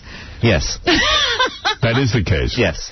Although she's a lovely girl. Why not, though? Why not take advantage of the situation? Right. Yeah. You never banged any of the contestants, though. No. Paula, you're laughing. Do you feel like maybe he got it on with someone in any of the kids? Definitely not. Right. Wow. Now, talk to me about the winner, and then, Paula, we're going to get to your love life in a minute, and that's what we're all interested in. But Kelly Clarkson, who won American Idol, she's now signed with your record label. Is she a fraud? In what way? In the way that I read an article that she scammed everyone. She already had a record contract or something? That's right. She had a record contract. No, she had. I mean, listen. I mean, if you do a show like this, most of the good kids are going to have made a demo or something in the past. Right. It's crazy to assume they haven't. She made some demos, and I don't know the whole story. I think what's happened is, I mean, the timing's a bit weird because she's on national TV. Everyone knew about her for at least 10 weeks. Right. This guy didn't, say anything, and suddenly after she signs the deal, he said, oh, she made some demos for us, blah, blah, blah. I could understand why they were doing it. Would you have thrown her out of the contest? Had you learned that during the actual show? No, I knew she'd been working with this guy. We discussed it beforehand. Right. She even said it on national television. She told her story. Yeah. And where is her record? What is going on with that? Well, they're making a movie at the moment. A movie? She and Justin are making a movie? You got to be kidding me. I'm serious. Really? I mean, I've got nothing to do. None of us got anything to do with it. I think it's called From Kelly to Justin. Yeah, it's a very weird. It's a weird. Yeah. It's like an Ed Wood movie. I see. I was like, who is doing this? Ed Wood. They dug him up and they. No, but the title. It's like one of his early transvestite movies. Right. From Justin to Kelly. So you're not involved in this movie. No. This has nothing to do with American Idol. Well, no. Other than the fact that they were on American Idol. That's right. Okay. So you had to do with the tour and now the record. Nor the tour. Nor the tour. Nothing to do with the two. No. That is the reason why the records aren't out. Yeah. The records should be out right now. Correct. We're going into the second season, and by the time the records come out, we're already well into the second That was a dumb move. Wasn't my move. But it is your, but it's your record company, so you got to be pissed. I'm not happy. You know, listen, at the end of the day... So she's a fraud. No, she's not a fraud. She's not. No. Is she a fraud? No. Say it. No. You're the honest She's one. not a fraud. She should be out there. She should be out there promoting her record by now. True. She should have a record out now. Listen, if the record's any good, but it should be, Clive Davis is making the record, she'll sell records. All right. Now, let me ask you something. Justin got a contract? Yeah. Yep. And Tamara? Yeah. Yep. And none of them have albums out. Right. What is going on? Well, I was with Tamara 3 days ago. I bet you were. Ooh, yeah. Nothing wrong with that. How old is she anyway, Tamara? 24. And she's smoking hot. Randy, I thought you would have been hitting that. Oh, no. He was all over like a rat. Yeah. I'd like to see Paula with her. We're like this, me and her. Paula, have you ever engaged in sex with another woman? Go ahead, answer the question. Quickly. Yeah, I want to know this. Yeah. Oh, Howard. What goes on in my pants stays in my pants. Really? You've never been with another woman, so that's a yes. I do know beauty. I do know beauty in women and men. She's been with women. I am. Wow, that's hot. Wow, Paula. Hang on, has Bitter got anything to say? Yeah. No? I think that's great if that's what Paula wants to do. What are you talking about? Simon turned red when I asked Paula that. You really did? Hey, Howard? Yeah. I don't want to rush it, but these guys got to be out soon. A couple of people do want to audition. I do want to ask one question, also, though. yes. Did you guys think that Dunkelman leaving was stupid on his part? Of course. No. I think it was a really smart career move. Because he's going places. You know, the final gets 28 million. Go back to stand-up comedy. Oh, come on. Dunkelman's doing what he wants to do. But let me ask you a question. Did you guys see his Tonight Show appearance? I actually did not. You liked it, didn't you? You should have liked it. It was horrible. Seriously, as a stand-up comic, it was not strong, right? So why not stick with the show? I said to him, why not stick with the show? Did you fire him or did you offer him a job? Do you know, I swear to God, I don't know. You don't even know the answer to that. You don't even care that he left. No. It's absolutely meaningless. I couldn't care less. Right. No. Understood. And were you happy with the final results of the show? In what way? Well, you wound up with Justin and Kelly as your two finalists. Was that the strongest pair? Were they the most talented people? No. Obviously not. No. You know they weren't. No. No, it should have been Kelly and Tamara. I always said that. Exactly. All right, so what happened? She got booted off. Paula dug Justin. I don't get that. You don't get it? He's a cute guy. Really? Come on. Robin likes him, too. I mean, you can't not like his looks. Oh, come on, winking at the camera and all that, man. That's the goddamn jive. Give me a break. Is he the guy with the funny hair? Yeah. Yeah. Please. Oh, All please. curly hair? I hate that curly hair. Half a chick. Paula, what is your sex life like these days? Now It's booming. And what about you recording one? Will you record an album? I read something that you're going to go back to recording now with the new fame from American Idol. Oh, there's reports that I'm done with an album and all sorts of things. Well, tell me the report. I mean, you would know if you're done with an album. Deal? I'm writing songs. In fact, I write songs that even this one wants for some of the contestants. Simon wants. Yeah, they're good songs. Randy wants them too. And so what are you saying? Are you going to be putting out an album? I don't know. I'm being offered Do you miss lots that? of things. Do I miss it? I'm having a blast writing songs for other people. I have a lot of songs written, and, we're going to see what happens. Why are you being so secretive? I've got so many things going. I've got an MTV show that I'm... You got a producing. boyfriend? Yes. You do? Who is it? No one that you know. You never told us that. Wow, Paula, come on. I just said it to you. Your choice of men is peculiar to me. Oh, like you have a lot to judge it on, Howard. Well, he knows one of your guys very well. Oh, I know. He's very peculiar. No, you had sex with John Stamos. I know that. How was that? Yeah, she used to date John Stamos years ago. He's a very handsome guy. He's married to Rebecca Romaine Stamos. The hottest couple. That's a good-looking couple. Were you in love with him? Was I in love? I loved him. You did? Yeah, he's a great guy. What happened there? What went wrong? Just kind of outgrew each other. I don't know. He's a great guy. And who else would you go out with? Emilio Estevez. I can see why you dumped his ass. Shut up. You dumped him?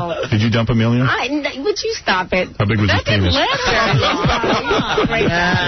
do you think? How long was that marriage? Yeah, how long was that? Oh, Robin, let's see. Let me think. Way back then. It was a little over 2 years. Over 2 years? All right. Well, it was a long marriage. Yeah. And the DJ. Mark and Brian you dated. Oh, no.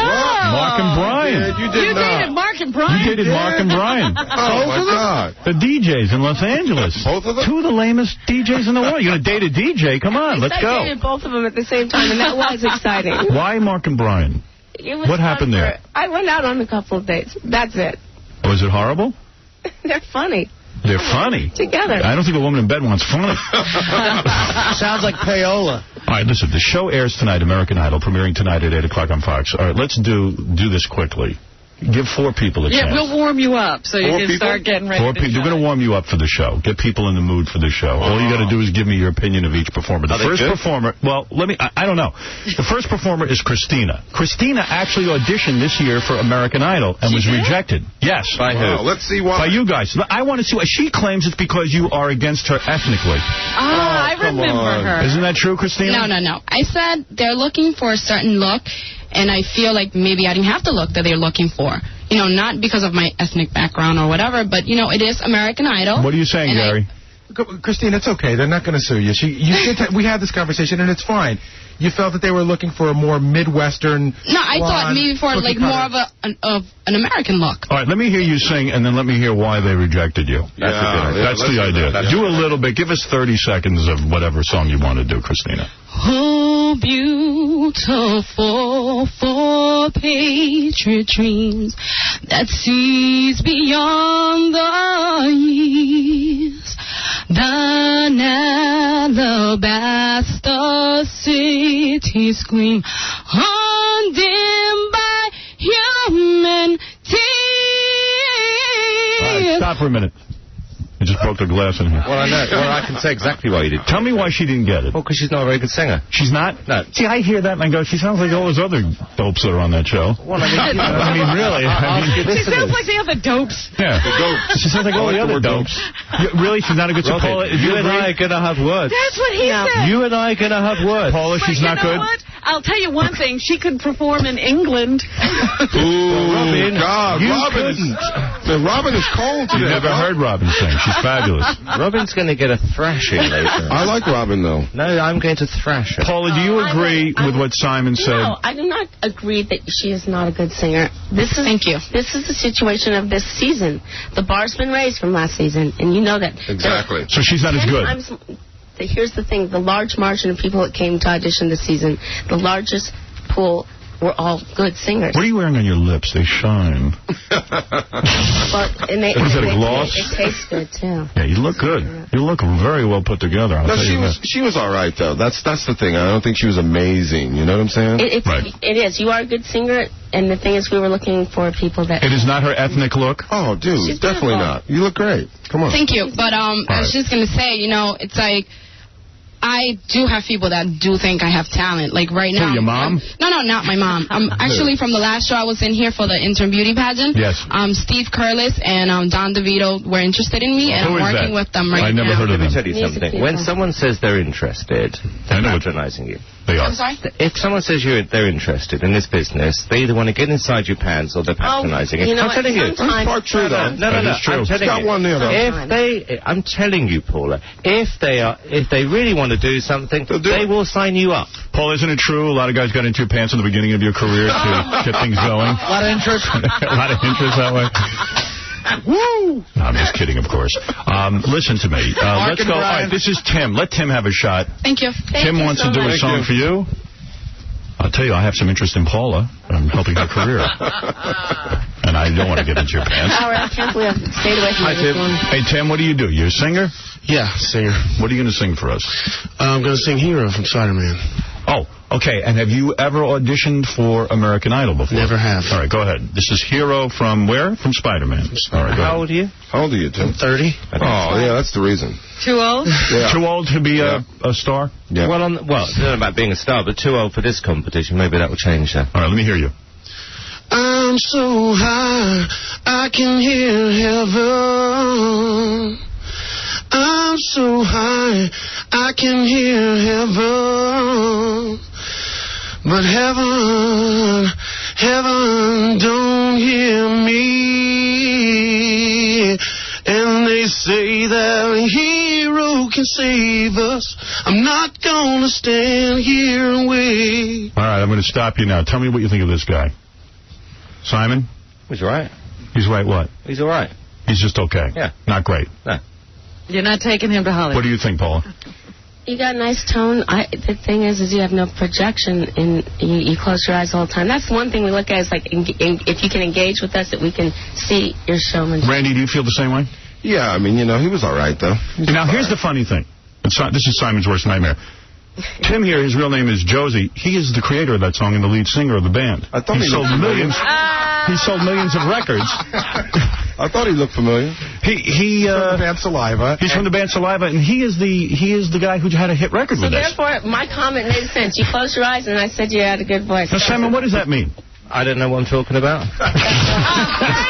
He's a lot more animated than that when he performs, Make though. him say that a little bit louder. No, but you know, I've always said this on the show. We will contradict ourselves. We'll get it right. We'll get it wrong. Doesn't this prove Paula's point?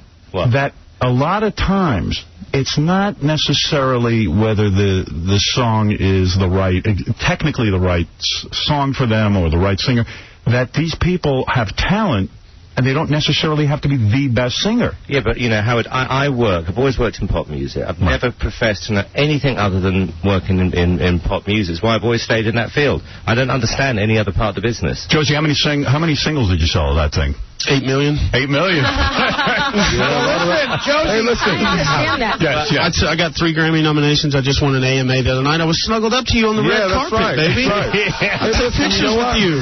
Bob Marlette's one of my friends, man. Yeah, Bob Marlette's our producer. Yeah. And it brings up the age thing as well. Well, listen, the age thing in the future will change. But, I mean, we've never met before. But, I mean, the same with our competition. You get a gig like the Spider-Man theme tune, you're going to have a hit record. You get on American Idol and win, you're going to get a hit record. Right. Half these kids, if they didn't go on our show, would not have hits. Will Kelly Clarkson actually have a career? I mean, okay, she had the single that you wrote for and everything. Do you think that she will have a legitimate singing career?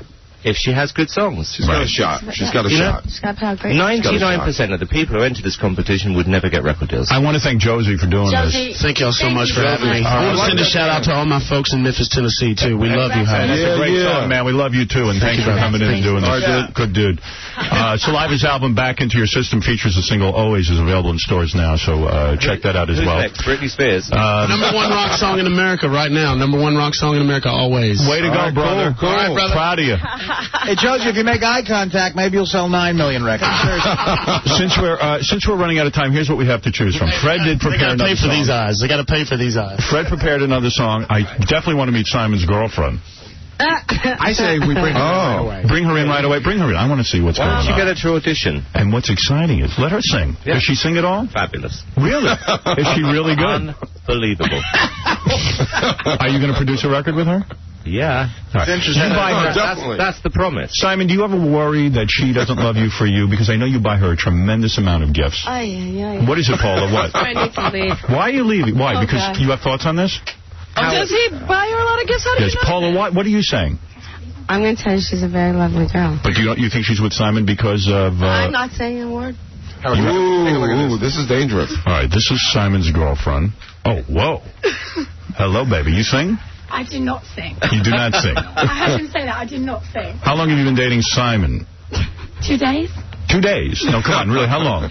Since November. But we've been friends for years. You've been friends for years, and what made you fall in love with him? Was it his success? Ooh, is that love. what it is? Love. Is it love? Is it love? Are you in love with him? I'm not answering that. Did he tell you he'd bring you to America? Simon, would you like to propose to her now? Is that what you're trying to do here? If you hear a little bitter woman saying something, Terry, just ignore it. Because Simon, would you marry her? With a bad Simon, will you marry this woman? I'm not going to marry anyone. You don't want to get married. Do you? Do I want to be married? No, I've been married. He had didn't the work. courage to be married. It doesn't work. You didn't like it? There was a time that it was going well, but I was married 20 years. I mean, it's not like I was like, Simon, you've never been married? No. All right. No. They have to go? Terry, do you want to get married? No, not at the moment. How is sex with Simon? Any good? Rate it for us. You can't ask these questions. Judge him. With your You can't hands. ask these questions. You're on the Howard Stern With show. your hands, show me how big his penis is. I like Just use your hands. Like angry That small? Yeah, Paula, angry you've seen it? You've seen it? No. I want to thank Randy, Paula, and Simon. You guys are a fun group. I wish you luck with the I'd new like show. to thank you for publicly humiliating us. America. We obviously don't know what we're talking about. You were humiliated today. Totally. Yes, I couldn't wait to do that. That was fantastic. That was really good. We can return the favor. Yeah, we will. You got it. Yeah. Everyone, humiliate me sometime. Yeah. And Fred had prepared a song, but I guess, do you want to do it real quick for them? I could do it real quick. Go ahead. It's available to Paula or Randy if they want it. Go ahead. So it's about Simon? Right. Oh. Okay, here we go. Simon is a fag. Simon is a fag. Are you mad, Fred? Big British fag. Simon is a fag. He acts like a sissy his whole friggin' life. He loves his mommy, got dumped by his wife. Have you ever seen a bigger poof in your life? I'm gonna wink now. Fred is very angry with you for your last evaluation. No, do you know, I was actually thinking that, Fred, we need to have a drink or something. Straighten that out. There. Paula, you can sing that if you want. You like that, Paula? I'm adding it to the song. I think we should put it out. You know a fag in England is a cigarette. That's right. So you've just written a song about me being a cigarette. You can change the lyrics right now. Simon is a cigarette. Hey, Fred, that was good. Simon is a cigarette. Well, is it true you said Enrique Iglesias sucked? Is that true? I said I heard him sing live on TV and he was terrible. He was terrible. All right, that's what I want to know. Well, I'm looking forward to... I will watch tonight. Thank you. I'm a big fan of the show. Thank you. And American Idol premieres tonight at 8 o'clock on Fox. And, Paula, you come back and we're going to discuss your sex life in depth. Yeah. I merely skimmed the surface. I want to know. I can't imagine the look on your face when Mark and Brian got naked in your bed. I just got to know what that was like for you. Well, we're off to do the Today Show. Well, I'm sure there'll be similar questions. Yes, absolutely. Oh, actually, on the Today Show, I think they're going to check all of you for colon cancer. I think that's it. Whoopee. All right, we're going to take a break, and we'll be back right after these words. Here's an angry message from Mark Harris. Vinny, it's Mark. I just arrived in New York from Washington, as you know, and I'm a little tired. But tomorrow I'll be live with Howard, and Tony Toronto informs me on my machine where I checked in that somebody in New York has called Howard Stern a warmonger. I really would like to see who and what they said, because if Howard is a warmonger, then what are the terrorists who brought down the World Trade Center and took innocent lives? Pacifists? Like Jane Fonda? And I have a statement that's being released regarding Jane Fonda, who did call Martha Ray a warmonger. So I will take issue and like to read my statement about Jane Fonda. But if you'd be kind enough to make sure I have the written word of who, and they said what, accusing Howard Stern of being a warmonger, I would really take issue with that.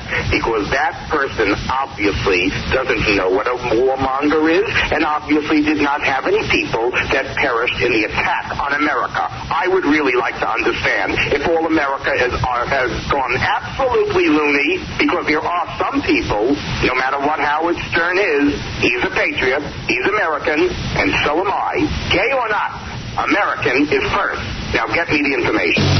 Gay or not. Howard Stern Show. You guys, it's Kenny. He's been arrested for prostitution in New York. For what? For giving Howard Stern a Hummer. Ooh, what's a Hummer? I don't know. Me neither. Dave Chappelle's going to sit in with us. He's got a new TV show. When does his TV show come out? Baby. I don't know. Oh. Hey, if you want to be evaluated by us tomorrow, 212-314-9322. KC. We want to evaluate chicks. Got some evaluators coming in. It's Lord of the Anal Ring Toss Week on E. The whole week devoted to anal ring toss. Check out this chick who holds the ring toss stick. Yeah. Mama Lucian. She's hot, and her body's smoking, and we play anal ring toss. Don't ask me how they're showing that on TV, but they're doing it all week long. It's actually going to air? Yeah. That's Dave Chappelle, in case you didn't know, Robin. Okay. He looks the same. Take a seat, Dave. Happy birthday, man. Belated. Thank you. Thank you. When's your show air? On Wednesday at 10:30. All right. Was that the first one? Yeah, this will be the first explosive episode. Comedy Central, right? Comedy Central. At 10 o'clock this what? Thursday? 10:30 on Wednesday night. You sure of that? That's right. I'm going to call somebody in the break to make sure.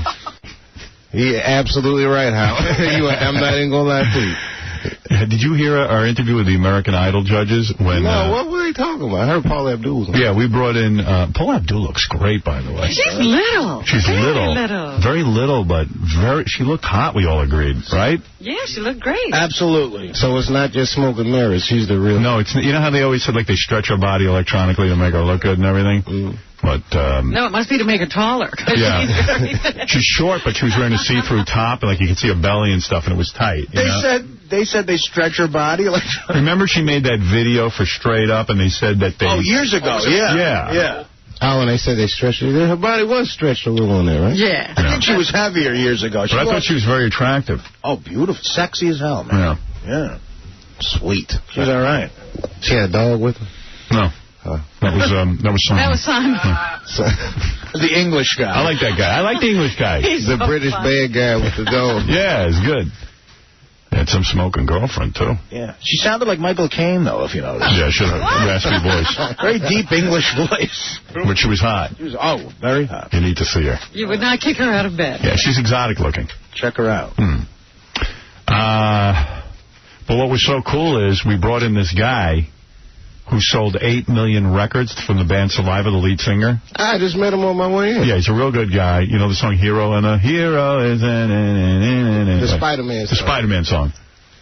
So he sold 8 million records. He's got like 3 Grammys and 3 Grammy nominations, an American Music Award. And they told him basically he sucked. They didn't know he was, you know. And he had just met them on the red carpet the other day. Yeah.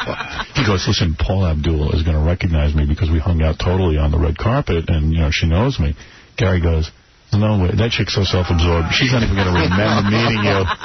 And sure enough, he goes, well, Gary goes, well, maybe you better wear a hat. And then he said, you know, you're not even going to need it. She's not going to recognize it. Meanwhile, the guy's pierced all over his face. Right, I mean, he's an unusual-looking guy. Yeah, that's a guy you would remember. He looked like Pinhead from Hellraiser. I don't know. So that was kind of fun. Yeah. I like doing that. That was cool. I got a bunch of stuff to talk about. Yesterday was Martin Luther King Day. Happy birthday. Which I loved. How did you celebrate, Dave? By not working. Right.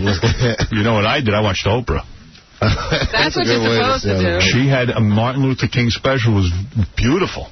It was touching. Who'd she have on there? She had clips of Martin Luther King, which are hard to get because the family never approves anybody getting them. Then they had on, you know, his whole history.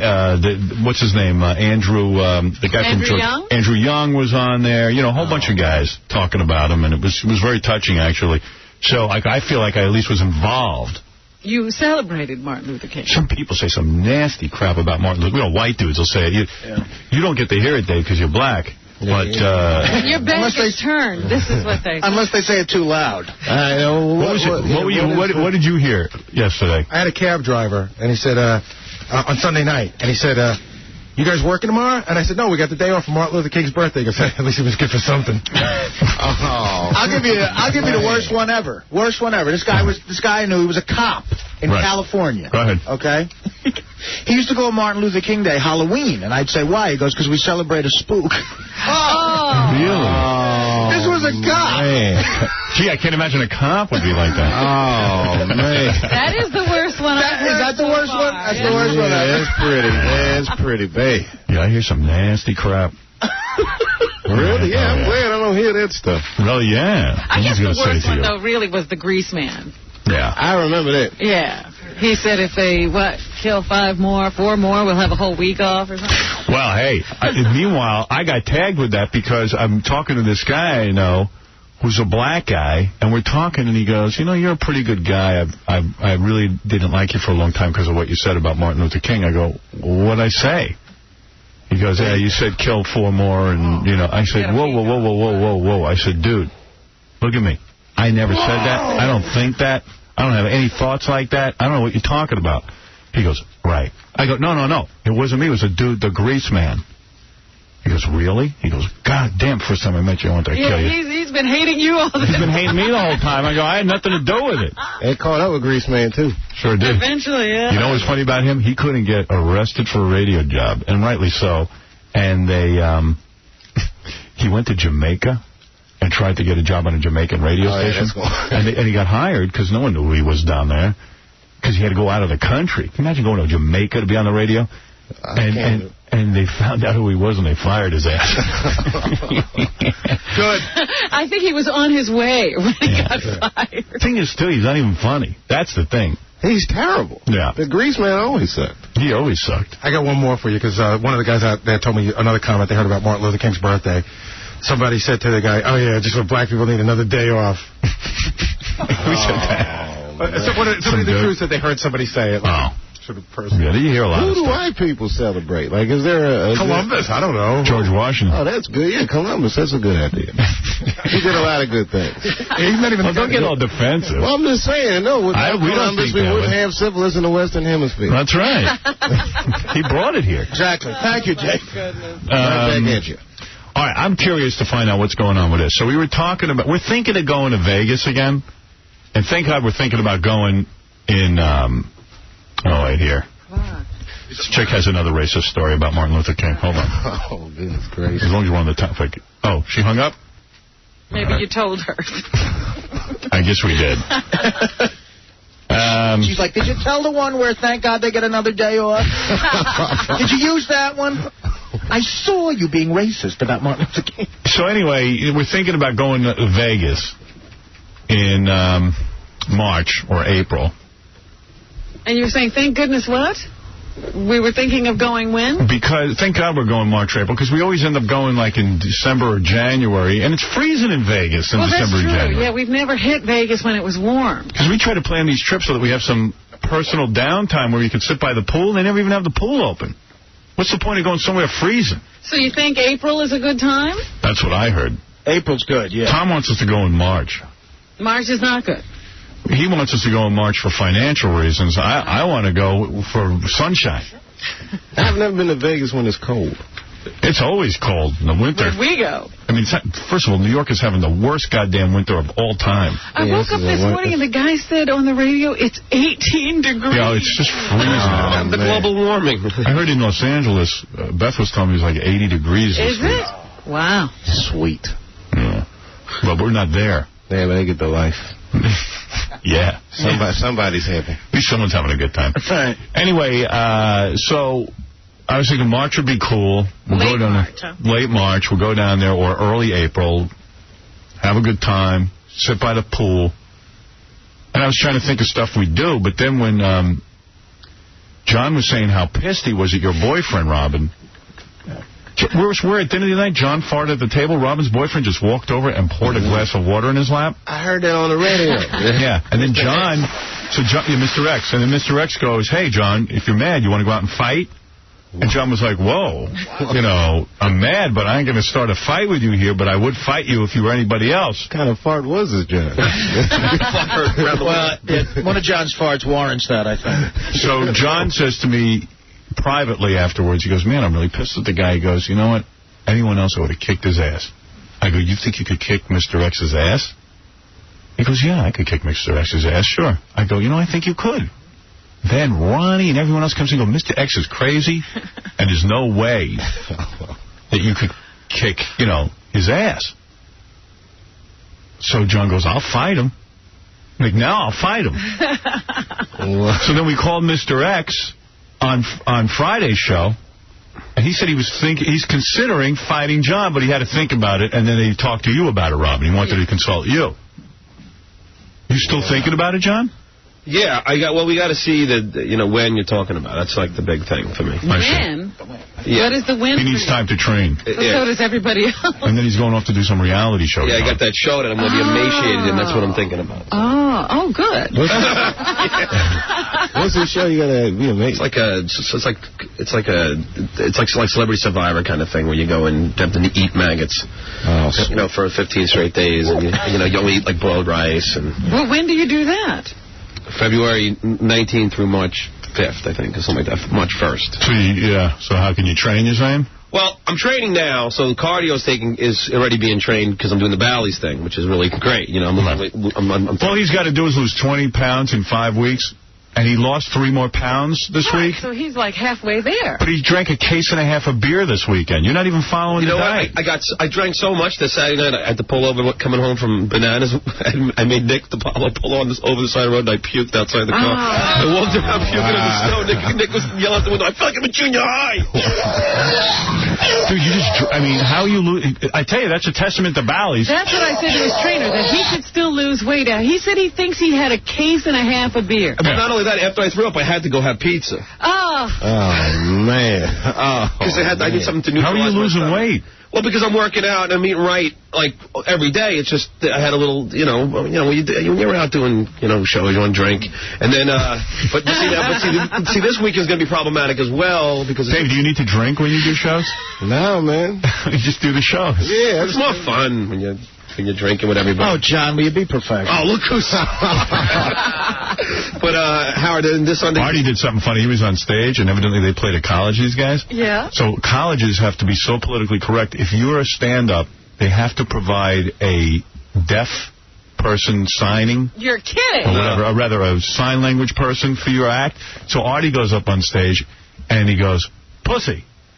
And then she makes this weird... This is the hand signal you make for that? She makes a triangle by her crotch. Yeah, a triangle by her crotch, and then Artie's just like, pussy, pussy, pussy, pussy, and like screams it for like 5 hours. It's so funny. It was brilliant. So what does she do to signify screaming? Who knows? I'm thinking about taking her on tour, though. It was so funny. It's not like she's right next to you. Yeah. She stands right next to you, but she has her own spotlight. Right. Oh, that's so funny. Yeah, the crowd must have loved that. They did. They went nuts. It's like Abbott and Costello. I hear Artie's wasted on his shows. Oh, come on. So somebody called the artist, said, like the Late Show, I guess Friday night. You were... Well, no, I was tired. Hello. Okay. So anyway, did you speak to Mr. X over the weekend about the fight? Yes, we spoke at length. What's his deal? See, let me ask you something. He strikes me as the kind of dude that won't back down from a fight. Is that right? Yeah. Oh, is he backing down? No, he's not backing down, but, you've got to make it worth his while. Oh, yeah, there's money involved. Well, he has a target he needs to get over. What's his target? 6 figures. Oh, really? Yeah. Well, okay. What is the number? He wants over 6 figures. What you guys got for the cabbie? He wants what you got for the cabbie fight. You probably want that, too. Yeah, you know how much work it is? I know it's a lot of money. No, I'm saying maybe we could... my whole life for 2 months. Really? It's like I got that spar. I got my and he has to, too. Right. I've convinced him now. But he's up for it. Should change. He's up for it if we can get that same purse. He would say yes, and he would do the whole thing for the right amount of money. Right. There's a venue in Vegas where Holyfield and Tyson have fought 3 times. It's UNLV plays at home games there. It's about 20,000 people. They've done major fights there. Well, I'm going to talk to Tom today. And I think that this fight's big enough. I think it's big. I'm definitely going to come to this. I already have celebrities in the audience. That's right. I'll be ringside. All right, let me see if I can get his price met. I don't know that I can. What happened to all the love he had from you, Robin? He loves you. And in fact, he said he does not want to hurt you. But doesn't he have to? But he will. He will for the right price. All right, that's interesting. We might have a fight. You see, so there was some anger there. Oh, here we go. He doesn't like you. You were the one who started it. I farted. It accidentally came out. He went home. He didn't say anything about professionally fighting you. He only said, I can't believe his reaction. No, wait. After the water, I said, I was really pissed off, and I said something like, right Mr. like X. this? No, right there, I said, X, if you weren't a friend, if this was just somebody else, I would punch him in the face. And then he goes, come on, let's go, I'm ready. Yeah, he said, come on, if you're that upset and you want to fight, let's go. Yeah, so he was like, but see... He was doing you a favor because he wanted you to work it out. Well, isn't that a weird reaction? This is going to be great. I mean, but you did fart at the dinner table. No, it was after everyone got done. Thank you, Dave. I take responsibility for gross, man. So you're going to fight him for the right money? Yeah, and if I win, I swear to God, I'm going to have beans before the fight, and if I win, I'm going to stand right over him and blast in his face. Well, then you'd better tell him that. Oh, that's going to be great. Yeah, he raised the stakes like the winner gets to do something to the loser. Well, he just told you what he's going to do. What if Mr. X wins? He's going to rape you. What he wants to do. Pour water on me. What is it, Dominic? Early odds Mr. X favorite 2-1. Well, how do you know that? You know. I love that. You're not an I'll odds tell man. you why. Mr. X is really tough. He's strong. He's muscular. His background. Is he muscular? Before. He's a very strong man. He is? He really is. Damn, I was thinking John could beat him, but... You know what, Dominic? You know what, Dominic? You bet against me last time, too. Dominic, me and Rob are going to bet you because we need $3 grand by Christmas. I paid you guys. I know, at Christmas. I want an announcement. All bets have been paid. I'll tell you what, I think John's going to win. I'll tell you this. I think John's nuts. This time, because Mr. X is in better shape than Cabby, it means I got to train. Mr. X doesn't want to lose. He's not a loser. He doesn't go in to lose. I know. See. Wow. Hey, see, this could be interesting. You can't carry heat in the ring, Robin. Yes, you can. Now, if John beats Mr. X, will there be tension at work? No. Yes. Yeah, see, that's what I'm worried about, too, Howard, because she already is not looking at me in the face all morning. What are you talking about? I can tell already that you're a little bit mad at me. Mad for what? You haven't done anything. Yeah. He did fart at the dinner table. I hate to bring it up. Yeah. It's pretty harsh. He hasn't done any more than usual, let me say. All right, this is good. Hey, on our phone, I'm moving along. Yes? Nancy O'Dell, who is the hottest piece of ass I see on TV. You know who she is? Nancy O'Dell? You watch Access Hollywood? Yeah. You even know what show? I'm amazed. God damn. I met her when I had my film Private Part. She interviewed me or something. I don't know. I met her at Cannes Film Festival. She is such a smoking hot bitch. She's married, but... Bitch? Yeah. She's a bitch? She's a little bitch. They're all bitches. She's tall, actually. You're a little bitch. She's one of the best-looking women I've ever seen in my life. Oh, my gosh. I don't know if it comes across on TV. You know how she always, like, stands up and, like, crosses her legs? I saw her last night. She was or Sunday night, she was doing the Golden Globes. Oh, I'd bang her so friggin' hard. I'd smack her head right into the goddamn wall. Well, sounds like you like her. I do. I mean, I don't know if she's bright. I don't even care.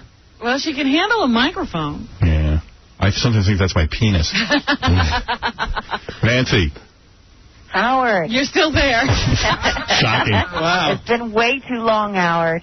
Remember, where did I meet you? At the Cannes Film Festival, right? We met at the Cannes Film Festival. We talked several times, and then we also did some promotion for your movie. Yeah, way back when. But we had a good conversation. We had a good rapport going. We had fun. You have a good rapport with everyone. They're so nice. Like, if you're a celebrity and you've, like Robert Blake and you've killed your wife, that's where you do your interview. We're celebrity friendly. Bob, what's your we still have to have our side of the journalism story? attack, though. We have to ask all the hard questions, too. Yeah. But anyway, you were so smoking hot, she's parading her ass around Cannes, and then all of a sudden, like, the whole fantasy gets ruined because her husband's sitting next to her, and he's like some pretty boy. Oh, yeah? Where are you from? You guess you had like a twang in her voice. Where are you from? I'm from South Carolina originally. I was hoping you were so so when smart. I get to talking fast, or I, have a very late night, or, it just will come out. Like last night, I'm at NAPI in New Orleans. Oh, how's that? Television convention. I want to go with that. I love that. Really? You don't want to come to the television convention. I should have gone to that. You should have. You can sell any kind of show you want to at NAPI. I don't want to sell any show. It's funny to do our show from NAPI. That's where all the new shows are, and there's a whole bunch of celebrities there. But anyway, when I'm in Cannes, I'm like I'm seeing her with her pretty boy husband, and I'm going, too bad Nancy's not really smart and understands that she should be with a smart guy. Who is her husband, this pretty boy? Is he an actor? Well, Howard and I have always had our thing, though. We always get along really, really well. I can't believe you're so shallow. I can't believe you're so shallow. I can't believe you're so shallow. You went for a guy with looks. Yeah. Dolph Lundgren. Yeah, it's like a Dolph Lundgren. What does this guy do, Nancy? He is a doctor. Oh. She married a doctor. You married a Jew. Yeah. Yes, mother was very proud. Is he Jewish? No, he's not Jewish. Oh. What's he, a plastic surgeon? He's an anesthesiologist. Oh, those guys make tons of dough. Yeah. You found a good-looking everybody to sleep, huh? If you ever go to medical school, become an anesthesiologist, because, A, it's not dirty work. All you got to do is administer drugs in the OR, and they pay you a fortune if you're good at it. That is a good gig. That is It's so the most good. dangerous job, though. You have to have, the most insurance of any doctor. Yeah. Because everything can go wrong, and then they want to blame it on the anesthesiologist.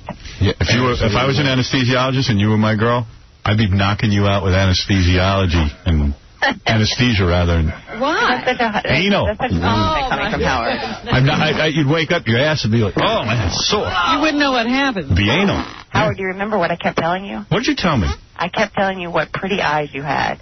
Yeah, like you meant it. I really did. Robin did. Now, he has pretty eyes, doesn't he? Yes, he does. See, I interpret that I'm so gross. That's the only thing she could find. See, now that's the way Yeah, I you get took that, it. too. And you turned it that way when we were doing the interview. I remember that. And I was like, Howard, stop it. I said, I just gave you a compliment. You take it. Let me ask you something. Would you do me if you weren't married? Would you consider it? Well, see, for women, it's all about personality. Oh, there goes that. It's all about the mental thing. So you have to get to know a person before you know. You know me. I don't know you that well. Hey, you know who sort of came on to me? Who? Does she work with you? Who's the black chick that works on your show? Sean? What? Sean Robinson? Sean Robinson. Did she? I met her I'm going to have to tell her. What are you doing? I interviewed Howard first. I met her I'm on. jealous all of a sudden. No, you're not. I met her on. I met her on a plane. Did she tell you? I think she did tell me that you met her. Met her on a plane. My kids were behind me on the plane. Uh-huh. And there's, you know how no one good-looking ever sits next to you on a plane. You think you're going to get some figures. My kids are behind me. This stunning black woman sits down, killer body, totally hot. And I'm like, oh, she's going to, maybe we could strike up a conversation. No way. She probably thinks I'm an ass. Starts talking to me real nice, blah, blah, blah, blah, blah. Talking about how, in New York, she doesn't know where to go, blah, blah, blah, blah, blah. Someone, oh, wish she'd take me to dinner, this and that, the other thing. And I'm like, Jesus Christ. The only negative with her is she wears a cross, which means she's probably all religious, and she doesn't drink. No, the cross thing doesn't mean that. No, if a chick doesn't drink and she's got a cross, that means she's super religious. Wow. Like, Bible thumper. Sean is a good girl. She is a good girl. I never, like, we've spoken a few times on the phone. I never sampled any of that. I'll tell her that you said hello. Little brown sugar. Yeah. Martin Luther King Day. Martin Luther King Day. That would have been nice. Oh, I hear you. The dream. You ever date a black person, Nancy? I haven't, but I didn't date that many people before I wound up getting married. How old were you when you got married? She is smart. I was in my mid-20s. Late 20s? Mid-20s. She's smoking this, Nancy. I can't even imagine what you look like naked. Yeah, she is.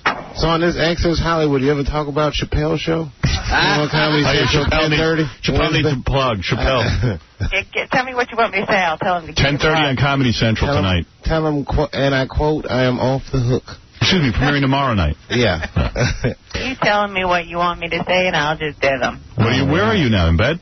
I'm in New Orleans. I just got up. I'm sitting here with my robe on. Oh. All right. You alone? It's not that pretty of a robe. Your husband with you? No. You're all alone? I'm all alone. In your robe and you're nude under it? Well, no, I wouldn't say that. I have on my outfit that I slept in last night. What kind of outfit is this? Is it a tux? It's like, a little comfortable PJ thing. Okay. Smoking hot. So, I forget what we're doing today. You going to give a report of some kind? I'm going to talk to you about the Golden Globe. Oh, that's right. I got to tell you something. Pre-show for NBC with Dick Clark, and then I did a post-show after Access Hollywood did a live backstage kind of thing, talking to all the celebrities about all their wins. Let's just have phone sex. Let's skip the Golden Globe. Let's just talk phone sex.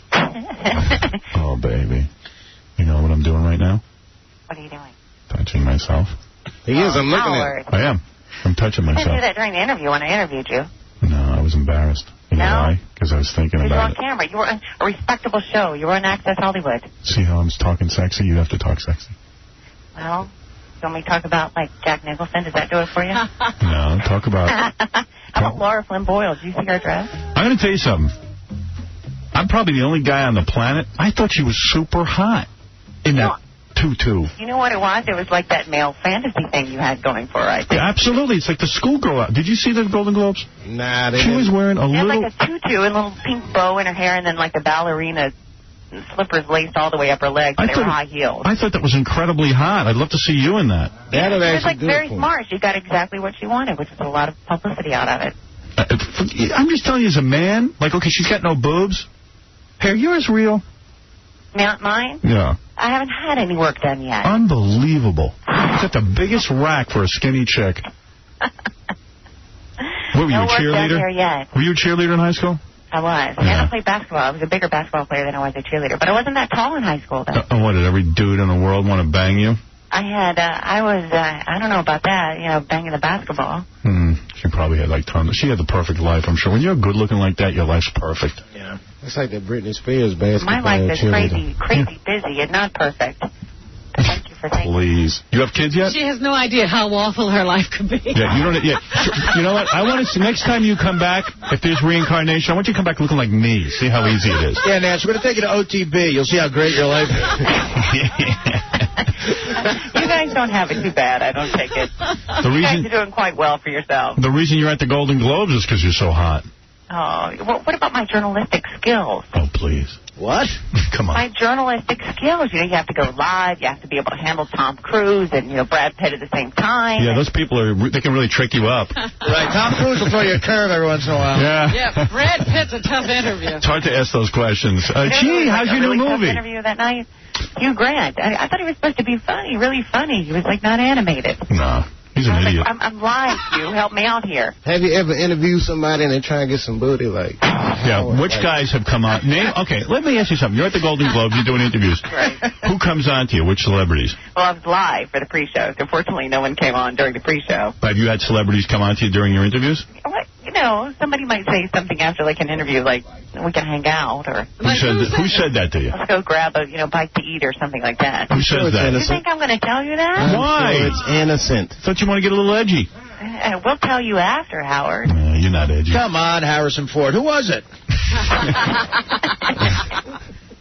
Well, what if they had a significant other? See, then I can't reveal that on radio. That's a better story. I wonder... We haven't met, have we? I wonder if you're good in bed because you're so good looking. Could you possibly want to be giving? In other words, don't you think sometimes just laying there is good enough for the guy? Just laying there for the guy to be? Yeah, in other words, you don't even have to do a lot of work because... Let the guy lay there, right? No, you lay there. Oh, I see. You don't have to do anything. When you look at yourself... I always think it's good to be a giving person. When you look at yourself naked in the mirror, do you see... we're brought up to be giving. When you see yourself naked in the mirror, do you ever think there's flaws there, or do you just... Absolutely. You do? Every female does. What do you think is bad on you, your ass? Well, is that what you're telling me? No, I think you're perfect. Now you're going to make her self-conscious. What do you think is wrong with you? I'm going to be looking in the mirror, Robin, today. I'm going to be going what's wrong with my rear here? What do you think is wrong with you? I'm always complaining about, the little side part, the hips and stuff. But it's perfect. Oh, see, that's what I like, Howard. You boost somebody up for the day.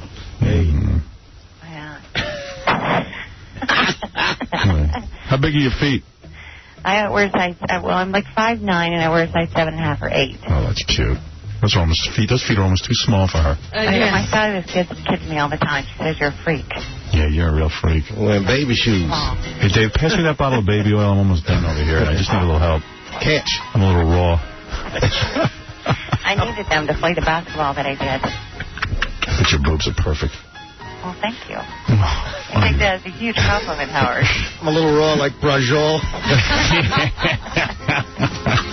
Nancy, so what else did you see at the Golden Globes? Oh, good. All right, forget it. Who cares? He doesn't want to go to the Golden Globes at all, does he? Yeah. Well, no, did you see anything weird going on? Anything freaky? You probably like Sharon Stone's outfit if you liked Lauren Flynn Boyle's outfit, did you? No, Sharon Stone is an idiot. And there's nothing... She had an edgy dress on, though. There was some, little kind of stuff going on there, Howard. My dad called me up fuming mad at Sharon Stone. He's like, could she be a bigger imbecile? She gave her an award to Richard Gere. She would not get off camera. You know how after you give the award to someone, you step back? She would not leave him alone. Gere's smart, though. I could say, my opinion of him went way up. He totally blew her off, ignored her. She was trying to dance with him. She just so badly wanted to be involved with him. And she couldn't give the guy his moment. She's so starved for attention. And really, at this point, what does she do but go to award shows? She was really loud in her presentation. Oh, please. She's going to yell at the nominees. But that's her personality. She's way over the top, kind of. Yeah, honey, you better be careful. They're going to fire your ass from Access Hollywood. Not about Sharon Stone. That's what makes her a great actress. You're afraid to say anything negative, aren't you? That is not. Say something negative. Do me a favor. Say something negative. Because Nancy said to me, you know what, I'm going to come on. I want to be a little edgy. I want to talk about the Golden Globes. Why she's here? Yeah, and she's great. I said that to you? Well, Gary said that was the idea. But anyway, the thing is that... But you won't say anything bad about anybody. I am not allowed to say horrible bad things because I have to interview these people. Let's just be honest about this. Yeah, so you're stuck. I have to interview these people on a daily basis. Honey, how are you ever going to break out of this? Well, Access Hollywood is a celebrity-friendly show, so I don't necessarily have to break out of it. But we do talk about things when they get their due. and they make mistakes, and they get arrested, and they get their DUIs and stuff like that. It's on the show. Finally. Yeah. Oh, no. OJ, they don't even say a bad word. Is he guilty? I don't know, but from the evidence and watching the trial, I would say yes, but that's just from what I saw in the courtroom. All right. Good conviction. I got a question. I do believe in our justice system. So, Nancy. I can't convict him. Nancy, of all the people you ever interviewed, who smelled the worst? Who smelled the worst? Yeah, did anyone, guys, did anyone come up and they were smelly?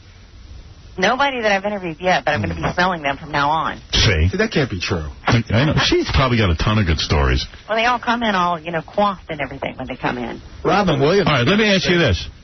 Robin Williams stinks, right? That hair, my God. And I love the guy. I mean, 1 hour photo is brilliant. See, that's okay, Robin Williams then, because he comes in and he calls himself Stinky. All right, so there you go. Yeah, and he takes pictures of his underarms while he's in, too. Joe, you're on the air. Hey. What's up? Howard. Yeah, come on. Hey, sorry, buddy. I was at the 2000 Democratic Convention, and Nancy was there for a party for the Kennedys. And they wouldn't let her in because she was news and all that. And I guess Caroline Kennedy or something was there. I don't know. I totally agree with you. She's smoking hard, this one. There you go. Were you denied access? Nice. Were you denied access? Well, there is a story, actually, behind it. Anthony Kennedy Shriver is a really good friend of mine who runs Best Buddies, which is a national charity. They had invited me after I'd been on a plane for a very, very long time, and we were quite perturbed because when we got there, I guess Anthony had not given the name on the list after he invited, and I went specifically for him. And, I was turned away because they said that Edward Kennedy did not want anybody from the press there. Carlos, what's up? What's going on, my nigga? Everything all right? All right. All right. Howard, I want to ask Nancy what the whole world wants to know, which I heard is true. Are you completely shaved? Go ahead, Nancy. Where'd you hear that? I heard it. I can't imagine. First of all, I don't think Nancy has a lot of body hair because she's very light and blonde. Light, thin hair. Yeah, and I think that you probably do shave everything off. Nope, not everything. Really? She got the mohawk. Mohawk? I think so. I've got like a bunch on my upper leg right now. We need to shave off these little soft hairs. Would you ever do Playboy if you were offered enough money? No, couldn't do it. Couldn't do it. Let me tell you why. Why? Because I have, the sweetest parents in the world, very Southern. It would kill my father. Can't do that out of respect. Wouldn't you appreciate your daughter saying that? Yes. Howard? Yes, I would. Yeah. What is it, Pam? For the good old dad. Yes, Pam. Hello, I live in South Carolina in Charleston, and Nancy... Yay, Charleston. Hello. Nancy used to be on the news here, and rumor has it, and I just want to clear things up, that you were fired for cocaine use. Nancy, you're into coke? Super. Never done a drug in my life, Howard. Wow. That is hot that she does coke. Really does that make me non-edgy? Too bad. Honey. Does that make me non-edgy? Never done a drug in my life? I believe it with you. I believe you're a very goody two-shoes. You think so? Yeah. Mike, what's up? Hey, Howard, how you doing, man? Hey. I was at a political fundraiser that Nancy attended, and you're right, she is stacked. Yes. She squeezed by me, and we were a big crowd, and I copped a feel, and I don't think her boobs are real, and they're kind of lopsided. Oh, please. Your boobs are real, right, Nancy? But her bush smells divine. If they weren't real, they would be larger. Right. Brian, what do you want to say? Hey, Nancy. Yeah. Hey, are you a multi-input woman? Multi-input. Want to know if you do anal. That one I will keep to myself. I don't think you do it. No? I would bet on that. That one I will keep a secret. Some things you got to keep private. Isn't that true? I think a big wall goes up in that area. That one I think that I will keep secret. Yeah, I could tell. I'd say she'd do it. You say she'd do it? Why do you say that? Because if she didn't, she'd just be like, nah, that's And she was like, I'm going to keep that to myself. Yeah. Yeah, she's got to do something, man. Yeah, that Southern women. They say they're Southern women. See, they say these things about us. They say that, you have the velvet claw, that you have this, nice, prim, proper exterior. I think you're so much hotter than Mary Hart. I so believe that about Southern women. You know what she said? What'd she say? The velvet closet. Say that again. The velvet closet. The velvet claw. They say you have this nice, trim and proper and sweet exterior, but you just never know. Matt, what's up? Yeah, Howard. Yeah. How old did you say she was? She didn't say how old she was. But she said she was like 20s, mid-20s. You asked her how old she was. No, that's when I got, he asked me when I got married. I thought you said how old you were. So I was like, thought you said you were 20-something. When I got married, I was 20-something. All right. I wish I were still 20-something now. Okay. Barely into the 30s. Yeah, she's hot. I don't care how old you are. I can give you 50. Howard, are you going to do any more movies? I wanted, I read a script this weekend, and it's just not funny. No? It's hard, Are you still having them send them left and right like you were when we talked before? Left and right. I read about 2 a week. Yeah. And this one was for me to star in, and I don't know. It's just not that good. And I almost want to just do it. I have a lot of people tell me that, actually. The people that I interview, they get the scripts. They're just not that great. They're out there now. I almost just want to do it just because in the first scene, I get to like sort of be in bed with a hot chick. Oh, you do it just for that reason. And also, when I did a movie, it was the greatest time of my life. They treat you like you're goddamn king of the world. Yeah, they do. I thought you were king. You're king of all media there. Yeah, so. well, you know what?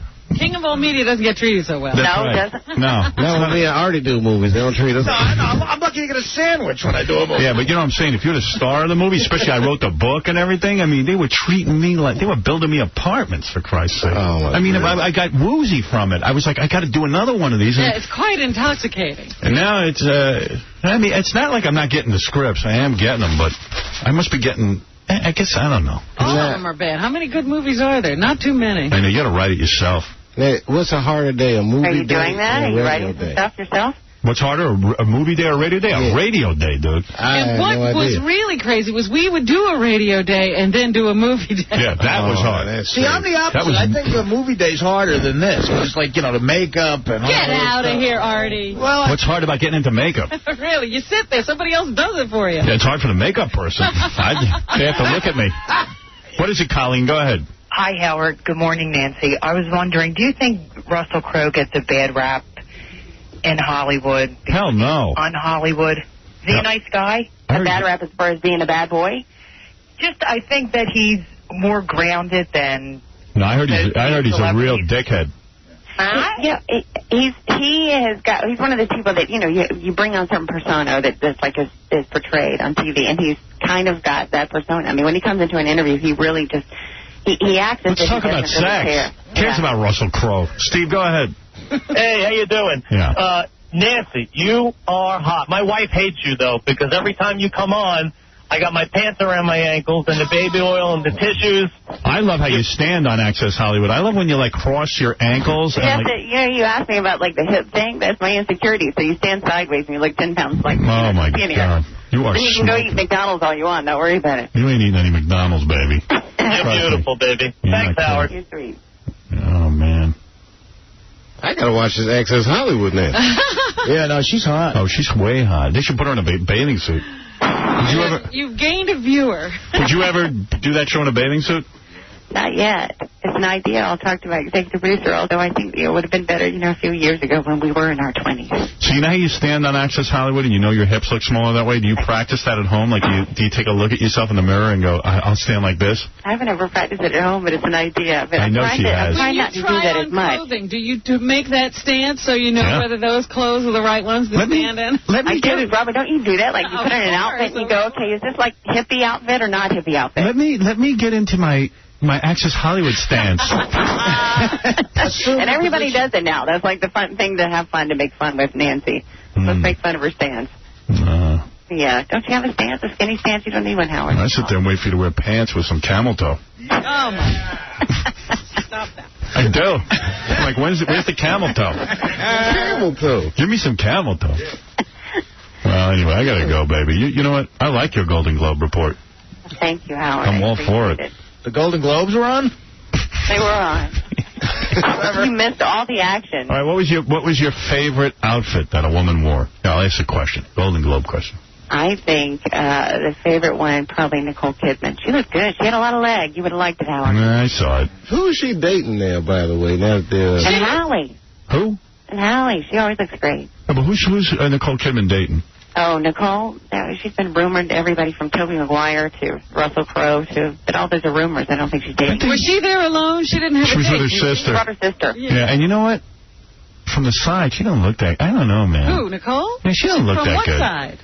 From any side. From the side view, she looks a little nasty. Oh, my. But I'd bang her. That Eyes Wide See the Shut. movie The Hour? And what happened to what happened to Nicole Kidman's hair? It's like it's not luxurious anymore. It's like up and like it looks all ratty and like she's going A couple bald. of girls had ratty hair. Yeah, I mean, Dave's like right. that hair down. Eyes Wide Shut, she looks hot. She didn't do so bad in that movie. Yeah, she's all right. See her ass, man. That's all right. I gotta go. Well, Howard, I'm going to wait for you to do your next thing so I can do my interview with you. I got carried away. When are you coming by New York, baby? I know I got to come by and visit. I'll probably be there in the next month or two. Yeah, maybe we have to get together and do a little interview. I think I would like that. And watch my show tomorrow night at 10:30 on Comedy Central. What do you care? There's no pressure on you. No one watches it. No one watches He'd Comedy like to Central. Because they said if I give a 6, they said they can run a network. If I get a You get a 6, you can get no 6. Goodness. I know I ain't get. Well, who knows? Hey, you never know. Who are you, Ozzy? I got a little show that could. All right, baby. Howard, good to talk to you. Love you. You too. Love you a long time. I'll see you for the next interview. I'll wait to hear what your next project is. Great, anytime. Okay? Let's hook up some more. All right. Well, this was fascinating. All right, Howard. Thank you, my sweet. Good to talk to you. Oh, beautiful woman. Magnificent. I like them southern accents. They be killing. She's magnificent. She should drop that robe and moon the French Quarter. Do the Big Easy a little favor. She should do Playboy. She had that little thing happening. What's your lead-in on this Comedy Central? What, my lead? Oh, South Park, man. I'm killing it. Oh, that's good. Yeah, that's the best they got. What kind of rating do they get? Do they get a 6? I like a 2, something. South Park's a big hit with it, too. All you got to do is hold on to that. Yeah, if I can hold their audience, I'll be happy. And I think I got a show that can hold that audience. Okay, good. I got it. I'm going to get my 2.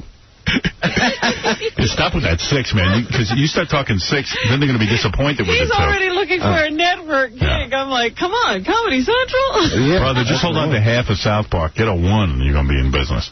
That's right. Right. Well, 1, here I come. Well, I got a little expectations. How yeah, I think so. Okay. Here I come, Chappelle, tomorrow night on Comedy Central at 10:30 in Chappelle's show. It's called Chappelle's Show. All right, we got to take a break. We got a ton of stuff to get to. We'll do a little news for you, and we're going to take a bunch of phone calls. And you know what? I haven't gotten to anything, so we'll get to this. All this material sitting in front of me, email included, right after. Yeah, what's up? This is Sean Wayne. And this is Marlon Wayans, and we just want to say that Howard, you're always the greatest. You have a true eye for talent. Yeah, and thank you for blessing us with Beetlejuice. Because one day he's going to take the world by storm. Beetlejuice for president. Yeah. The break you need is right here. It's the world's #1 phenomenon, the Howard Stern Show. Channel 2 News yesterday had a screw-up. I guess you read about it in the paper, Robin. Yes, I did. I got the tape of it. Oh, you do? Yeah. Because I didn't see it, actually. Chick on the news. I guess someone had a wrong microphone up, so some guy backstage, his microphone was on, and he used the F word. Oh, sweet. So people watching heard the F word, and then she had to apologize. Here it is for you, in case you missed it. Final Justice, hosted by Aaron Brockovich, only on Lifetime. Check your local listings. Commercial. No, what I'm saying, they take them off sometimes and they probably switch them. I always wrap them all up and I do that, but I don't know what the About what led, there are new details about what led I'm out in the hallway. So Raheem Williams, the 7-year-old boy at the center of the horrible child abuse case in New Jersey. Tests are expected back in 6 weeks. Previously, authorities said Williams died from starvation and trauma to the abdomen. A program note. We want to apologize. A few minutes ago, I was reading a story. My microphone was not on. Another microphone was. You heard some audio that was accidentally aired from a different part of the building. You may have heard a profanity on the air. Again, another voice from another part of the building accidentally broadcast on our air. We are sorry. All right, we do continue right now. It's so stupid. I mean, so what? And, they're apologizing all over the place because they're afraid, the FCC. We didn't mean for you to hear that word. Yeah, there isn't a kid in the world who hasn't heard the F word. Kids probably thought their parents were just yelling at each other in the other room. I apologize for my show in advance. Yeah, you got a lot of dirty words in there? Yeah, I get my fair share. Do they bleep them or? Yeah, they do bleep them. Somebody showed me a clip from your new show. I thought it was funny as hell. You show a blooper or something where... Oh, yeah, the girls... He did a sketch with a woman driving, and, she's dancing in the front seat. This really hot chick. and then all of a sudden her boob pops out by accident. It was an outtake? That was a real outtake, right? That was a real deal. And the funny thing is Dave shows his face, like when he sees the boob and they're in the middle of filming, and it's very funny. I want to go watch it. Come on, 6. Yeah. He needs a 6 there. See, back up to 6. And by the way, don't forget this week on E! Our show, which is all anal ring toss week. Tomorrow on the show, remember Sean the White Rapper called in last week? He wants to get arrested on our show. There's a warrant out for his arrest. He's going to turn himself in right here. Right, Sean? All right. I don't know if there's a warrant for my arrest. I don't know what the deal is. There are police that come to my mother's house twice a day for the past week and a half, and either it's to serve me an order of protection, either it's to arrest me for a violation of an order of protection, or... His wife can put an order of protection out on him.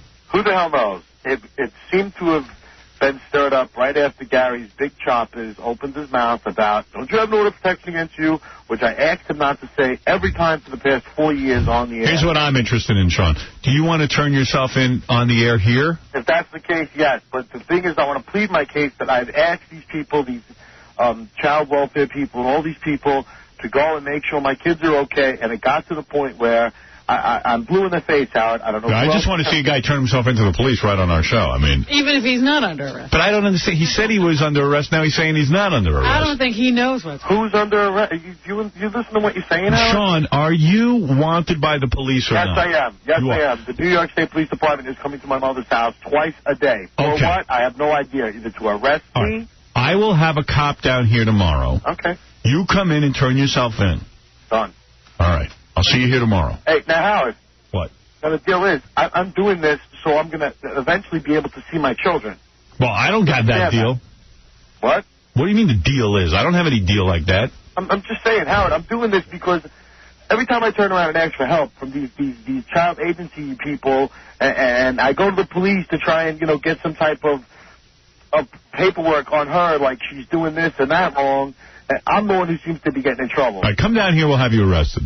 Goodbye. I don't care about any of that. That's all you're interested in. Yeah, I want to see an on-air arrest. Can I come back tomorrow for this goodness? Hell yeah, it's going to be good. Yeah, selling tickets to that.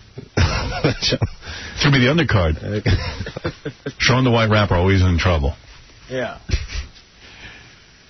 He actually isn't always in trouble. I mean, I don't know what his problem is. Evil Dave Letterman will be here tomorrow. Okay. If any women want to get evaluated and know if they can be in Playboy magazine, come in tomorrow and we'll evaluate you. 212-314-9322 if you want to come down here and get evaluated. We'll tell you if you're hot. That's a big opportunity for a girl. Well, girls never do get an honest answer from guys. We'll tell you honestly whether you're good looking or not. You know what we often see? Girls from small towns, guys have told them they're hot enough to be in Playboy and really talk them up, and so they think these things of themselves. Yeah, Miss Pumpkin Patch comes up to New York. Yeah. If you just want to know if you're good looking or not, come on in. We'll tell you that, too. Oh, they'll be honest, too, ladies. Oh, yeah. Tons of women always go, I wonder if I'm really attractive and what's wrong with me. But we'll tell you. From the top to the bottom. What is it, Dominic? Yeah, I'm not sure he's wanted. What I think they're trying to do is serve him with a temporary order of protection. His wife probably filed a petition against him. Is that what happened? Yeah. You know what? I think you might be right. Yeah, I don't think they're looking to arrest him. Well, twice a day? They come over twice a day. That sounds like we got to get him off the streets. Yeah, I mean, they don't go after like child molesters twice a day. Yeah. But they don't just come to your mother's house, knock on the door, and say, is he here, and then leave if they really need to get you. Hey, Gary, check with the cops whether or not they're really looking for Sean. Because I don't want to have him come. His lawyer. He has a lawyer. The lawyer will know whether or not it's just a family court petition or even a family court order arrest. You don't want that on the air. That's nothing. Right. I mean, you want a real arrest. Yeah. There's any white people in trouble, too?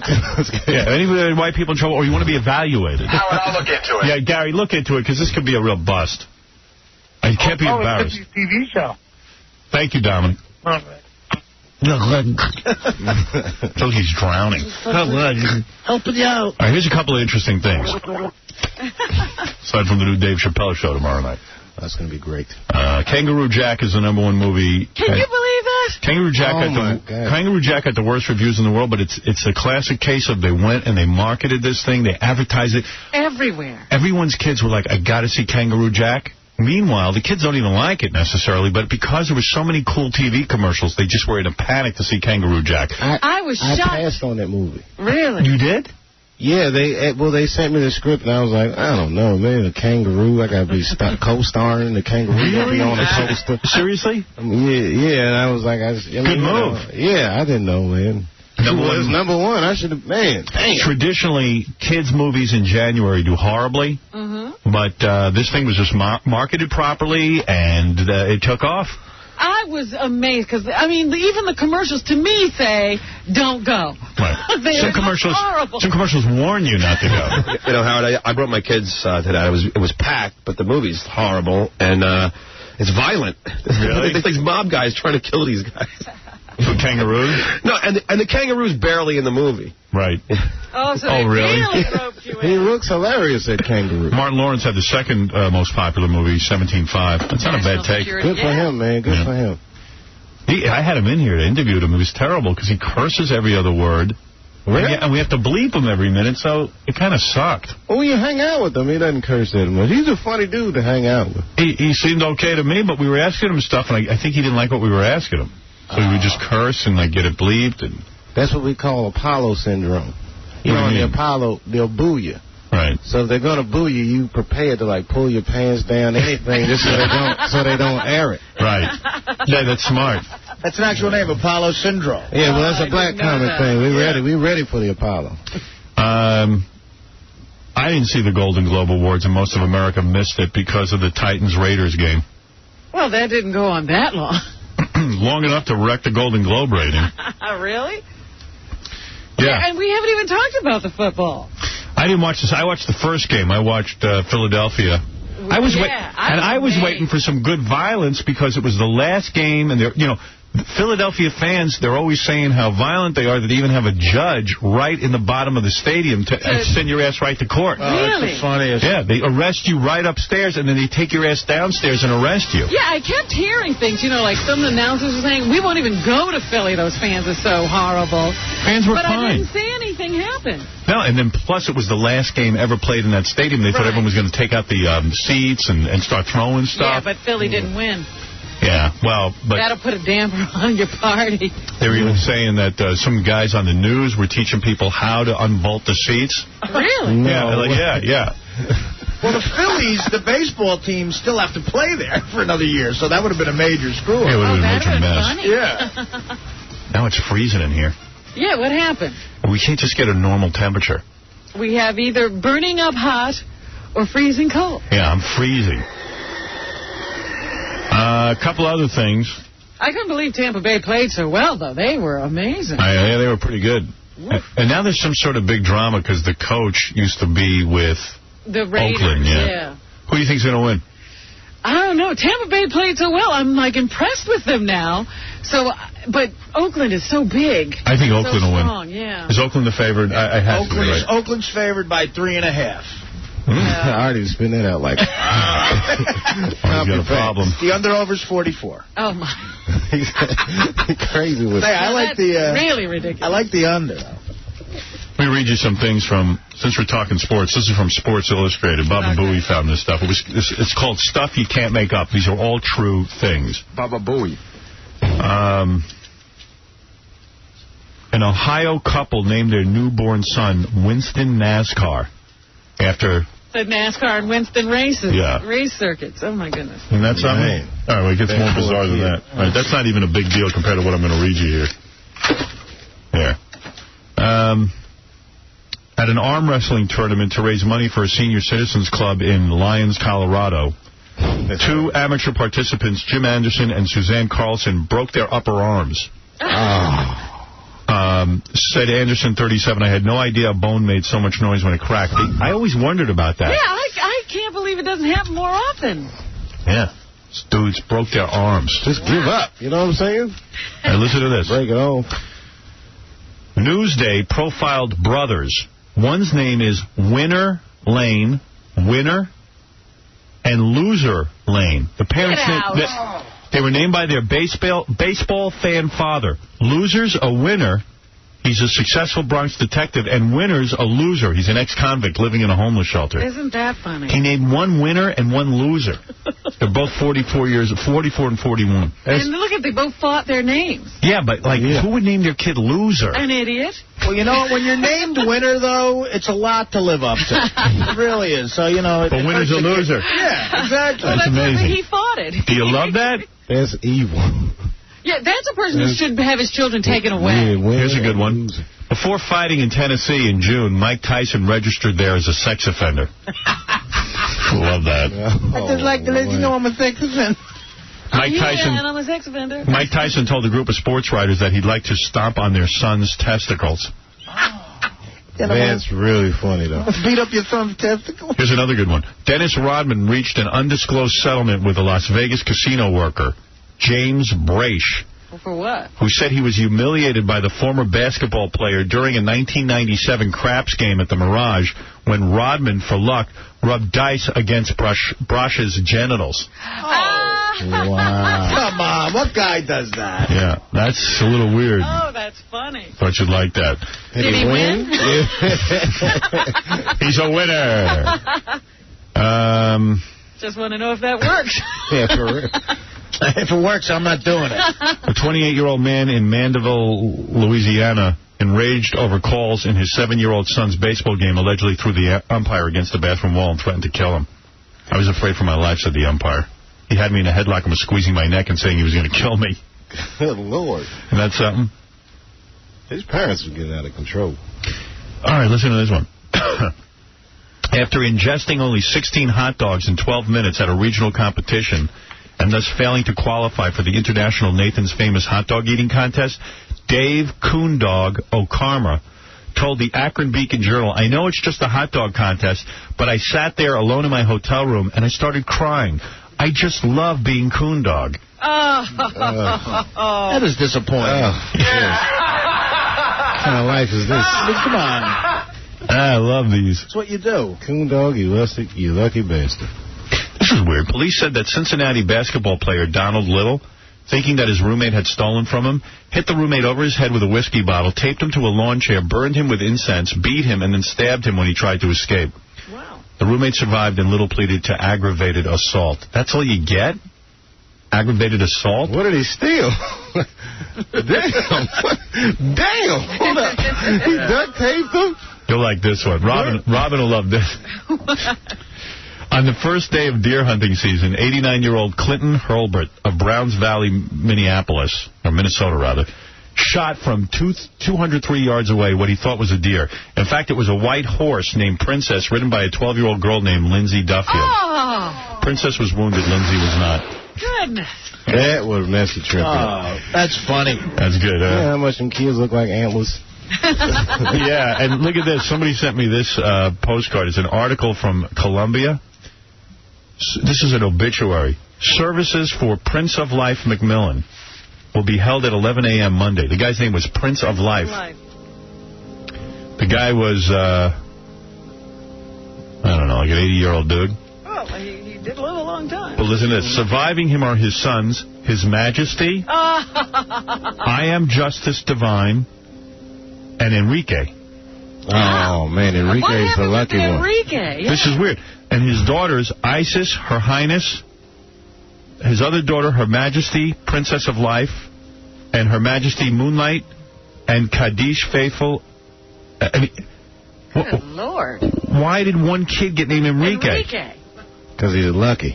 I'd rather be called Enrique than Prince of Life. Prince of Life. His Majesty, I Am Justice Divine, and Enrique. Justice Divine. How do you call that person? That's her name, or his name. You know, you got to get her. She's across the street. How do you call her? I am just. Right. Hey, what you is got to say a whole sentence. What Pulp Fiction name? Sounds like Sam Jackson to say, I am Justice Divine. Right. Okay, a couple of email real quick, and then we'll get to the news. Sweet. Howard, please never have that insufferable bitch Allison Janney on your show again to do her plugs. What a bore. Oh. She puts down reality TV shows when she's on that liberal piece of garbage West Wing. She's another example of a conceited Hollywood celebrity with their head up their ass. Maybe she should try and date Sean Penn. They could live together in Iraq. Wow. Man. Here's another one. Someone check Robin's chair. It may be wet from constant ass-kissing of Allison Janney. She sent her flowers. I think Robin likes Allison Janney. I do like Allison Janney. Here was a guy begging me not to have the judges from American Idol on, but we had them on. I thought they were fine. They were great. I'd have them back on again. Here's one. No more Baldwins. I am so sick of those effing Baldwin boys and their swollen heads. Don't they realize they're done? Please stop giving them airtime. I'd rather listen to high-pitched sing happy birthday than listen to Stephen Baldwin. Are we ever going to get him and Kathy Griffin on? We're working on it. Gary worked on it this weekend, but she wants him, like, tied up. All right. Okay, a lot of people wrote me they were angry I took off Martin Luther King Day. What the F? You can't come into work on MLK Day? You are effed up, Howie.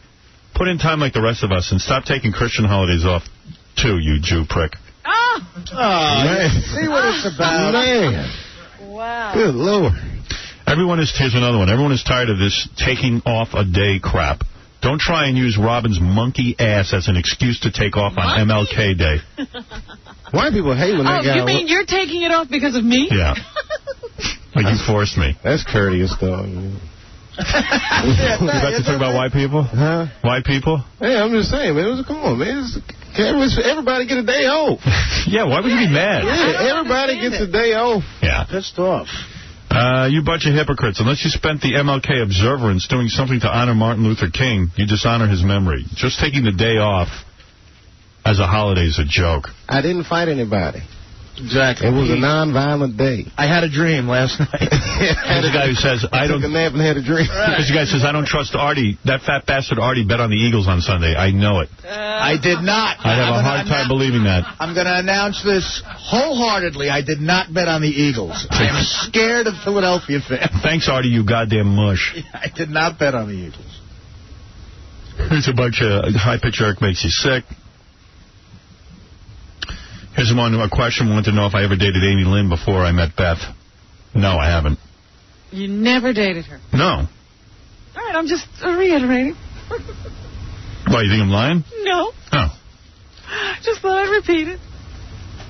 A lot of people just complaining that Benji's a big fat pig, and why do we put him on the E! Show? It's horrible. Jeez.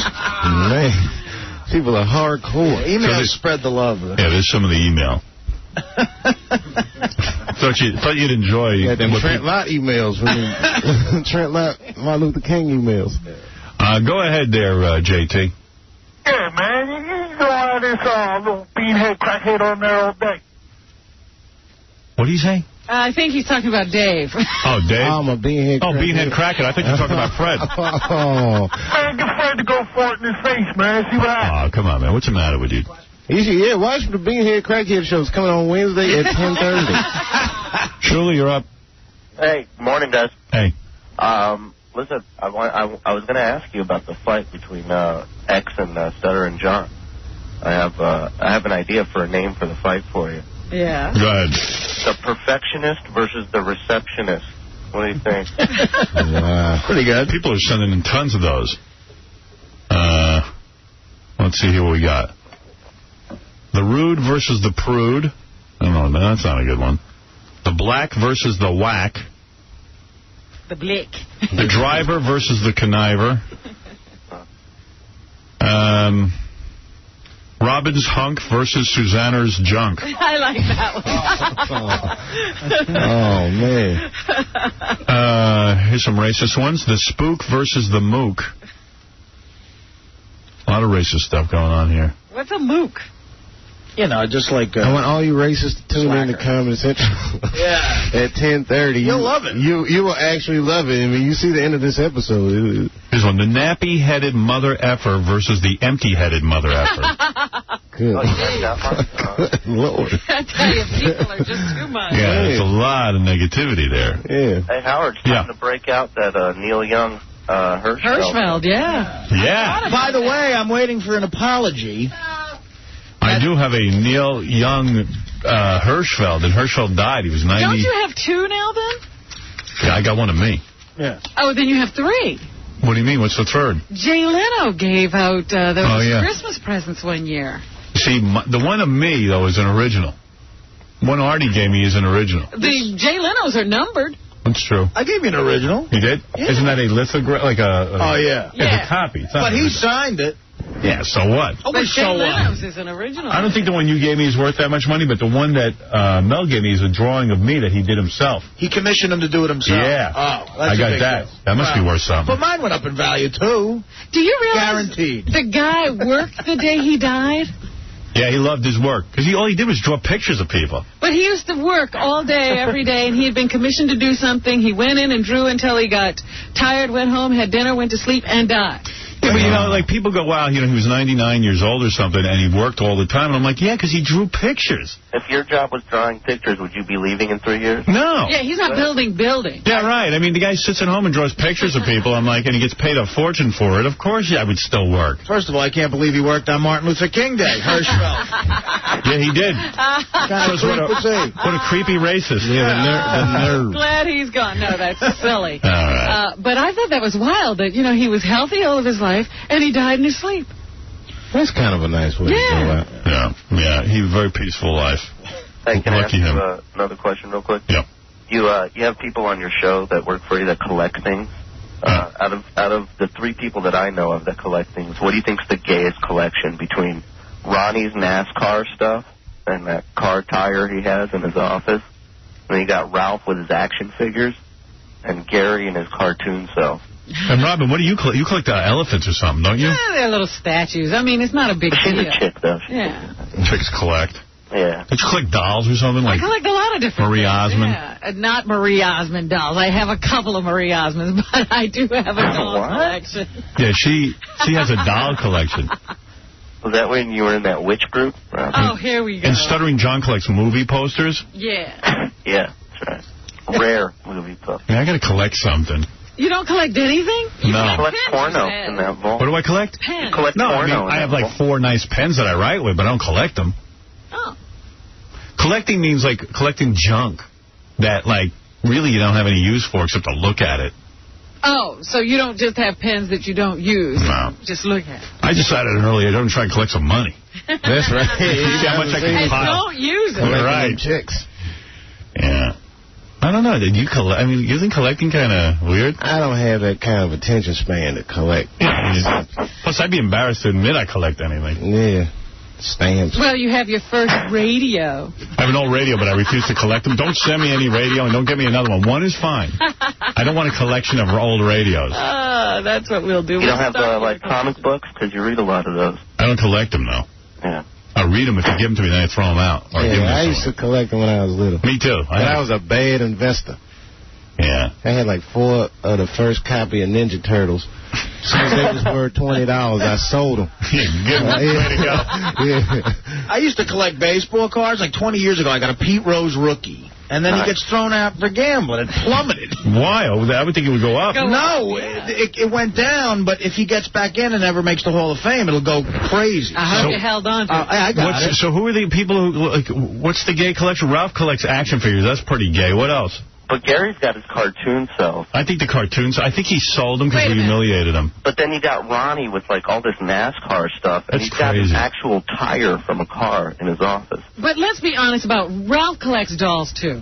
He Those does? action figures are dolls. Yeah, they're boy dolls. Well, it depends on which action figures it is. I think it's the action figures that are the gayest. And we got to take it one step further. You know, when Ralph sees something that he really likes, he buys 2. One to play with and one to keep sealed in the box. And that's absolutely true. Yeah, I guess Ralph's the gayest. Yes. That puts it over the top. If that's I mean, at least with the cartoon art, you could kind of make an argument that... Oh, that's pretty gay, too. There's no argument. What's the argument? You still have those or you sold them? No, I still have them. I haven't bought a new one in 10 years. His wife won't let him hang them up. It's not true. Why? You had them in your living room when you started going out with her. She made you take them out. She did not make me take them. We moved, and then I had them in my other house. I had them in a very nice finished basement. Now I don't have as much room. So, I didn't have room for my Hirschfeld. My Jay Leno Hirschfeld. Until she gets rid of those things. I don't understand the Jay Leno Hirschfeld. Like, why would I hang up a Hirschfeld of Jay Leno? I don't know. Yeah, for me, the only thing that makes that thing interesting is that it was given to us by Helen Kushnick. Otherwise, it's not even funny at all. Yeah, but I'm not gonna hang it up in my house and go, wow, there's my picture of Jay Leno. It's not like I want to be reminded of Jay Leno. For you, it's weird. For anybody else to say, hey, I got a Really? Hirschfeld. Helen Kushnick? You mean Kathy Bates? Kathy Bates. Right. Wow. Yeah, she gave us Jay Leno, and I was like, well, what am I going to do with this? He gives you a picture of himself? That's a little weird. She did. She did. That's what makes it even more interesting, because he probably didn't even know they were going I still out. have it. I own it. Yeah, I kept it, but I haven't hung it. I had mine hung for a while. I took it down when I did my renovation. I hung up the one of me. There's a Hirschfeld of you? Mel got it for me. No, that's not a Hirschfeld. Yeah, I have a Hirschfeld and a... Wow. Leroy Neiman. Leroy Neiman. Oh, I didn't know you had a Hirschfeld. Yeah.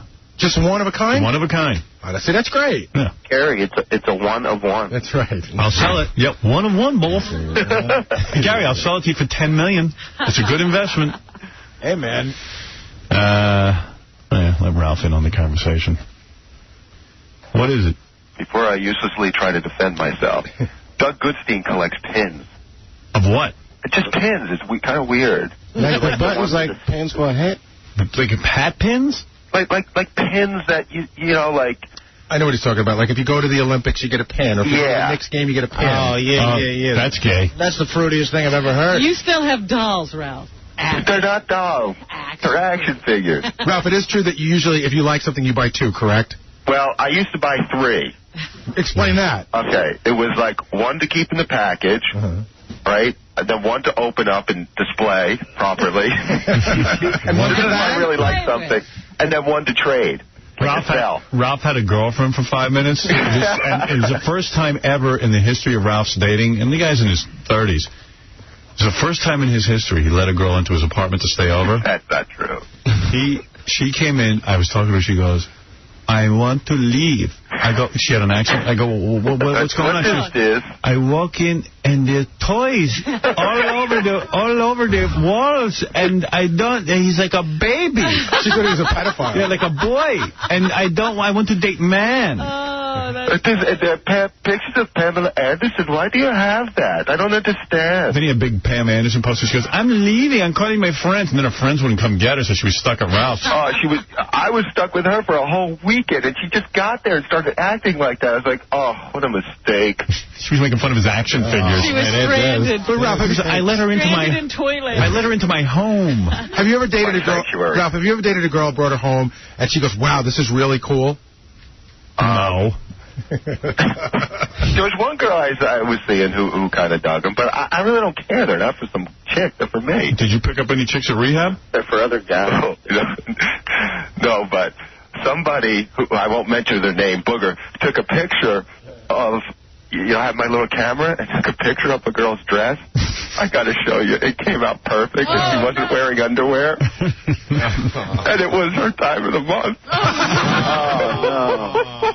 You guys are nuts. That's a violation. I erased the original, but I saved a copy in the camera, so I got to show you the camera, because she was freaking out.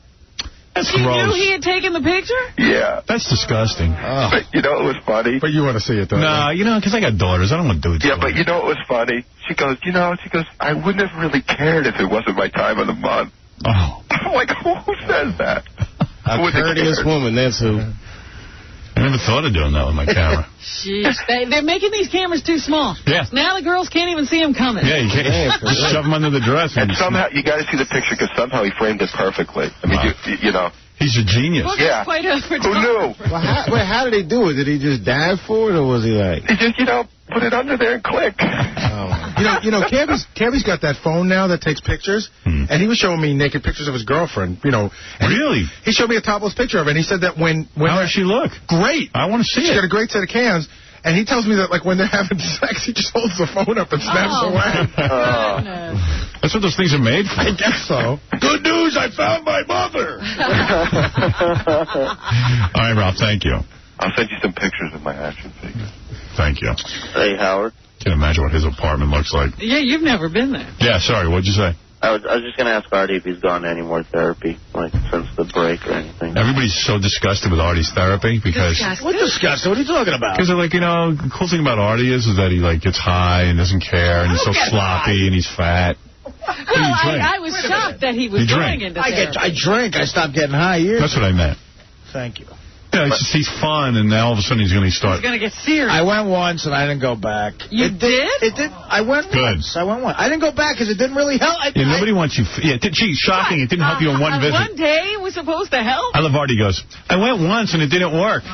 Sitting there bitching at this woman, and I You're tired of it. Yeah, you let me pay her. I thought, why don't I just go to a bartender? That's our Artie. I heard you gambling again. No, I have my no gambling edict is still alive, but I gambled on college basketball. Oh, you broke but it. No, I said the football playoffs. Casey talked me into betting Friday night, but we won on Villanova and Connecticut. That's always dangerous when you win. Yeah. Losing straightens you out. We won like 500. Oh, this just in. Tom Gisamundo, who works here? Tom collects wooden boxes. What is like cigar boxes? That? I don't know, like a wooden box. That's kind of gay. Yeah, everyone's missing a point here. I think it's clear that Ralph has sex with action figures. They're involved at least. Yeah. Ralph once had some chocolate that came in like a wooden box, and Tom Gisamundo came by and specifically just asked for the box if he could have the box. Because of what the chocolate. Wow. That's creepy. Yeah, you better explain that. Can I have your wooden box? Why? Excuse me. Forget it. All right, I got to take a break. Of course, the great Dave Chappelle's here. Chappelle's show premiering tomorrow night at 10:30 on Comedy Central. Everyone's rooting for Dave Chappelle. Funny guy. We want to see him get at least a 1. Come on, 1. And Dave, I'm a huge fan of yours, man. I'm out here in Vegas, and I'm a big fan of yours. Hey, man. Hilarious. Thank you very much. There you go. And I'll be watching the show. Hey, thanks, man. There's your 1. There you go. That's one right there. Okay. Let's go for 2. Come on, 2. All right, we're going to take a break right after these words. We'll be back with the news. Stuttering John with Adam Sandler. Hi, this is XRK. Who are you? Chuck Smooth. What do you do that makes you famous? I play for the Raiders. Are you going slightly less funny than Pauly Shore? A little less. You don't still do that stupid turkey song anymore, do you? I'm going to start. I was going to keep doing it until you just told me I should stop. Do you get a lot of people bugging you to get back the money they paid to see Billy Madison? Yeah, I got punched in the face the other night. Some guy didn't like it, yeah. All right, thanks a lot, man. Good to see you, man. The Howard Stern Show. Travelers between 2 stations. And stop. Our most important project, the most important thing we can do. The Howard Stern Show.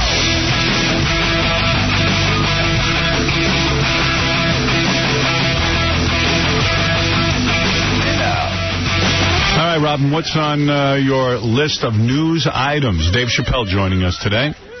Well, we've been talking about the Golden Globes a lot this morning, so I thought I'd just wrap it up with a little tape. We talked about Sharon Stone. Here is Sharon's announcement of the nominees, where she awards Richard Gere with his trophy and then won't leave stage. You can't really tell from the tape of that she's hanging around a lot because it's mostly her jumping into the shot rather than saying a lot. But here's how she read the nominees.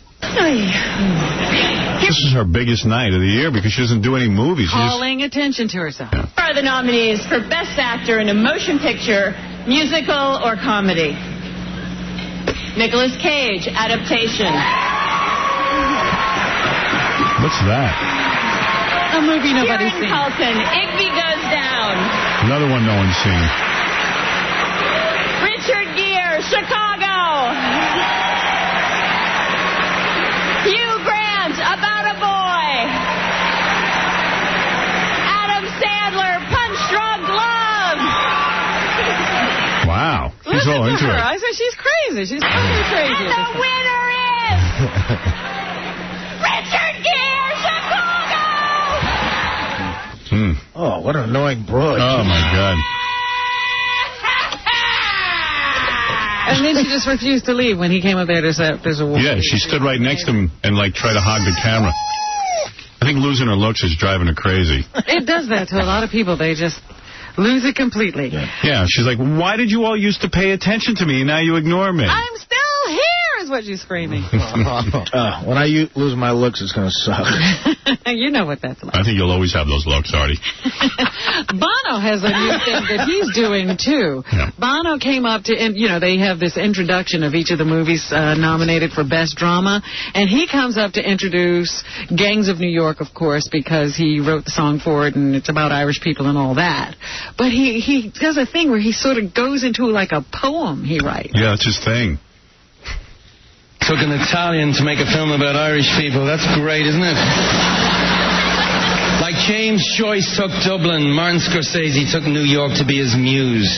For pretty much his whole cinematic life, this city has been his subject. He wanted to know everything about his muse. Her every avenue, her every dark corner, where and how she was born. Gangs of New York is that story, how his muse came into the world, kicking and screaming as it happens. He chose Cameron Diaz to make her jealous. He got Leonardo DiCaprio. Oh, my God. What the hell's going on? Can he just be normal? No. Can he just for a minute just say, hey, here's a nominee or whatever? That's pimp talk right there. What's he got, bad hair plugs? What's going on top there? Who, Bono? Yeah. Well, I don't know. He always got a hat on, right? Got the blue glasses and there's a lot to be distracted by. Is that hair plugs or?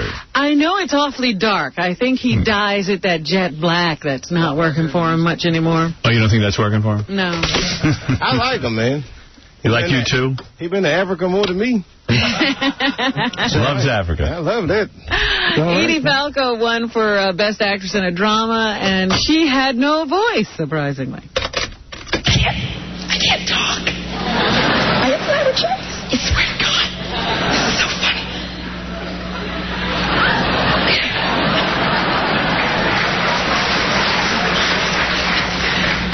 So my people, I can't do it. I can't do it. I love my... She can talk fine. All of a sudden you heard her voice. Right, it comes through. Yeah. Job 2. People have said such lovely things about the show this year that it's moved them. What are they laughing about? Because she keeps doing it. No, what happened was when she said it moved them, somebody laughed and she gave him a dirty look, being goofy. I don't want anything more than that. People said everything I need to hear to know that what I do is important. Because I need to feel that way. Oh, my God. Oh, yeah. Hey, Howard. Why show up? Stay home. Dave needs to leave. He just doesn't know it. Oh, how come? What do you got to do? You got to go over to MTV and do something. Slave drivers. Your assistant's out there. Hey, man, it's a lot of pressure. You got to get that one. I get that one, man. Dave Chappelle. I'd like to have a job. Man. Why did y'all warn me? Dave Chappelle and Chappelle Show premiering tomorrow night, 10:30 p.m. on Comedy Central. Go ahead, Dave. All right. Hey, thanks for having me, man. Thanks for all your support. We'll watch the show tomorrow, and good luck and everything. All right, man. God bless you. I'll see y'all. I'm out. He's very much in He's like demand. one of those big stars now. I have to leave. He's very much in demand. Look at see you, Dave. See you later. Bye-bye. Dave Chappelle. Everyone wants him. We were lucky enough to have him. Yes, we got him to sit here longer than he normally would have. Mm-hmm. Jennifer Aniston won for Best Actress in a Comedy, and she did her, oh, my goodness, I didn't know this was going to happen act. That's a good act. That makes everybody love her. Oh, my gosh. I barely just got here. Jeez. Oh, my Lord. I didn't expect... She's so happy she's late. Well, no, she broke her toe, and so she's hobbling up to the stage, and they came late, I guess, so she didn't have to walk through a crowd. It happened. Thank you, Hollywood Foreign Press. Thank you.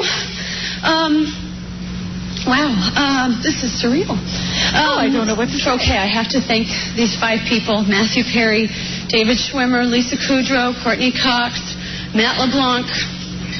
I love you guys. You started out...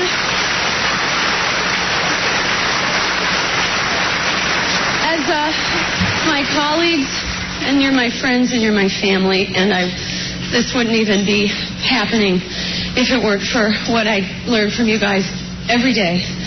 And Warner Brothers, of course, and Marta and David and Kevin and our brilliant writers who just don't ever stop being brilliant. And they did last week. I can't believe this. I just thank you from the bottom of my heart. I love my job, and thank you. $1 million an episode. You know what? She shouldn't go out with Brad Pitt because if he shaves off that beard, he's prettier than she is. Yeah. He's an amazing-looking man. Larry David won for Best Comedy for Curb Your Enthusiasm. I'm like the only dude on the planet that doesn't like that show. I love this show. I'm not a big fan. This is a sad day for the Golden Globes.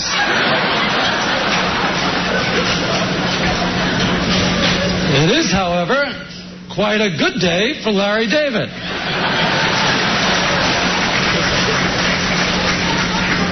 I suspect the wife will be a little forthcoming tonight.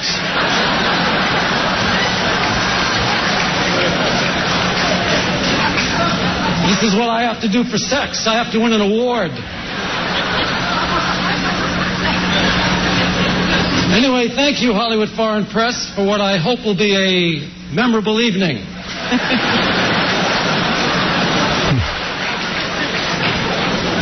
I'd also like to thank HBO and everyone connected with Curb Your Enthusiasm, particularly the... It sounds like Larry Bud Melman to me. People standing behind me. And, of course, I'd like to thank my parents, who always taught me that when you have the opportunity to annoy someone, you should do so.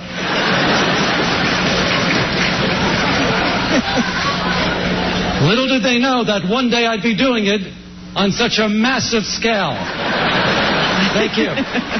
Good for him. He's a funny man. Yeah, that's a good speech, you got to say. And, of course, the speech maker of all time, Jack Nicholson, won an award for About Schmidt. Well, I'm so surprised because, doesn't Nicole look lovely with her old nose? She looks nice with her old nose. Sorry. Well, I don't know whether to be happy or ashamed because I thought we made a comedy. But I'm very proud of this, and I'm always happy to be in a room full of such great movie makers. It actually always stirs me up, I know. And I think very few filmmaking collaborations have started like mine and Harry Gittes. We can get out of it now. Wow. But he's pretty funny because they gave him the best award for drama, and he said, well, gee, I thought we made a comedy. Didn't he say he was on Valium or something? Yeah, he did at the very, very end. He says, I'm in Valium for some reason or other. But who knows why he said that.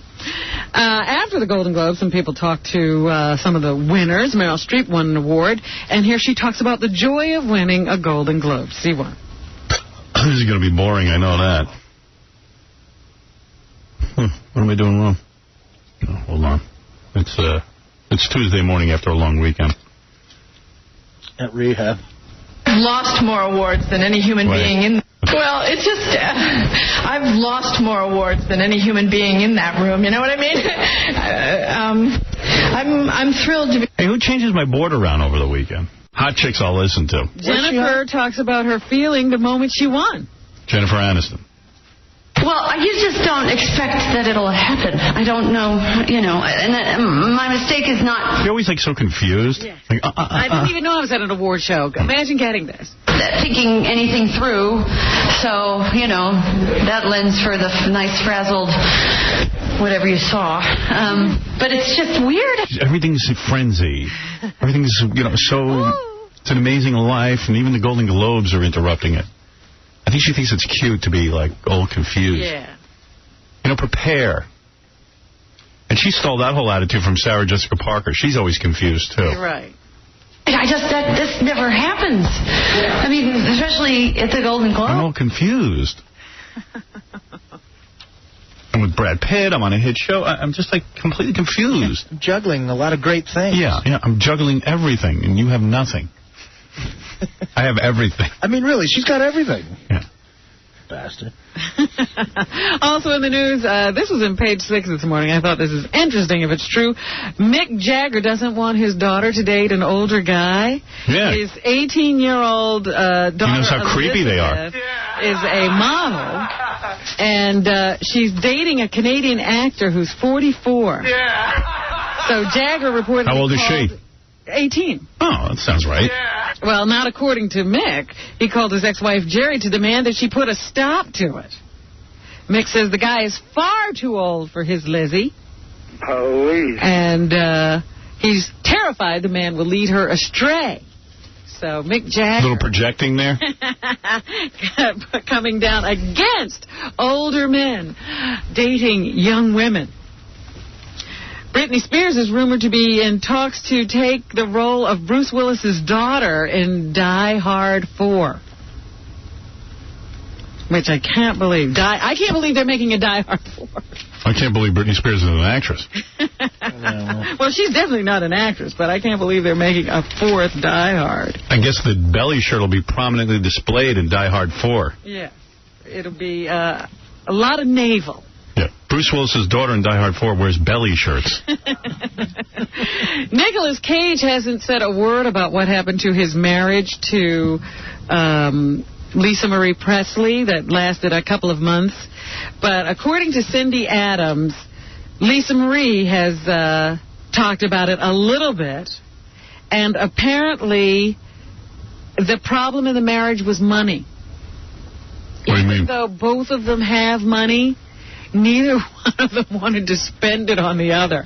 So I guess she was trying to get him to take over the marital role of, providing all the money. And he was like, no, you should at least kick in, I guess. Why not just split the refrigerator in half and she buys stuff for her side, like roommates in college? Nope, they just couldn't come to any agreement about the money, according to Cindy. So there, they say Nick is he makes a lot of money, but doesn't like to spend it. Right. So that was the end of that.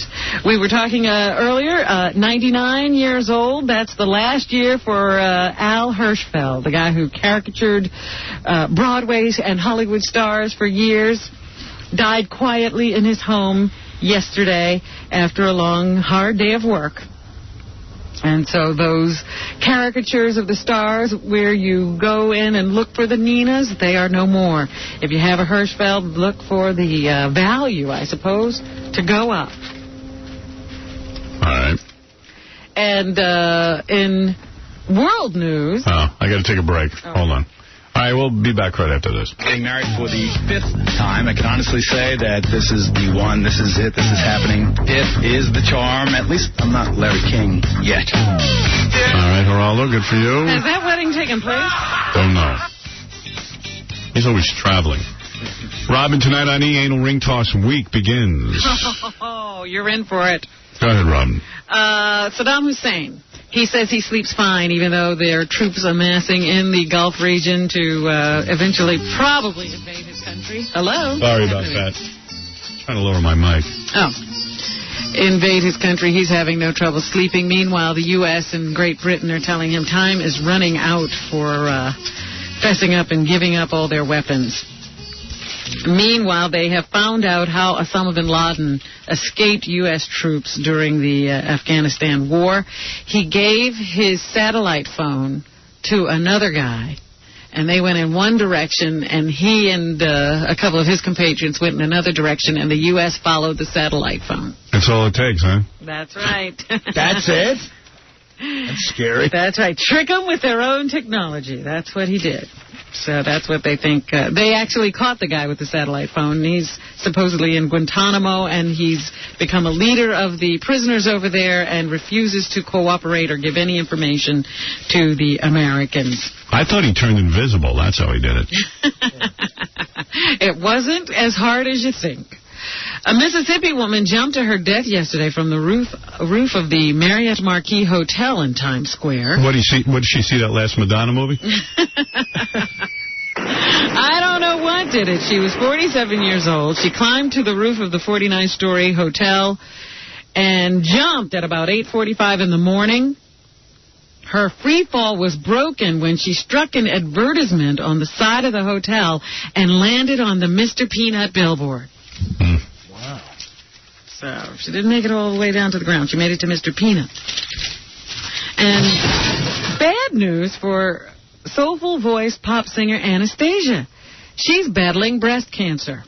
God, that's a shame. Yeah, 29 years old. She lives in San Diego and was diagnosed over the weekend. They have caught it very early, according to a spokesperson, and he said that Anastasia has commitments this week, including filming her new video. Then she will address the breast cancer issue head-on. So she's going to finish up the video and all the other stuff she needs to do, and then she'll start fighting breast cancer.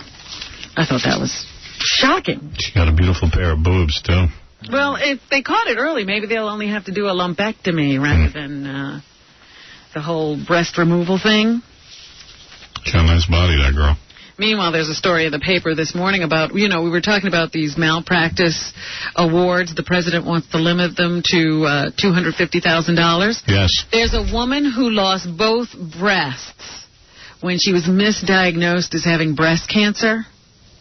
And she's very much opposed to cutting her or limiting her to $250,000 when she's now got a 31-inch scar across her chest, and there was absolutely nothing wrong with her.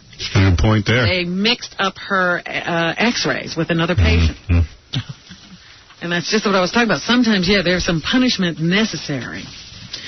So, I don't know. It's not a law yet, but the president has proposed reducing those awards. We were talking about the #1 movie. It was Kangaroo Jack this weekend, and that was quite a surprise. Martin Lawrence's movie was #2, and #3 was the Just Married movie with Ashton Kutcher and Brittany Murphy.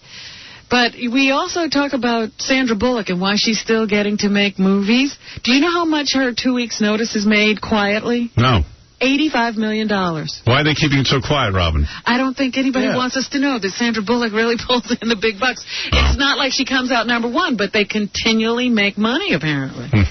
Ashton Kutcher here with us. He gives his thoughts on Marriage just before the movie and how it's changed after he made this movie Just Married. B2. I was kind of like, why do this? Like, it's stupid. Why would I put a contract on my love? And that's good enough for me. You don't need to hear anymore. He's making sense. Yeah, that makes tons of sense.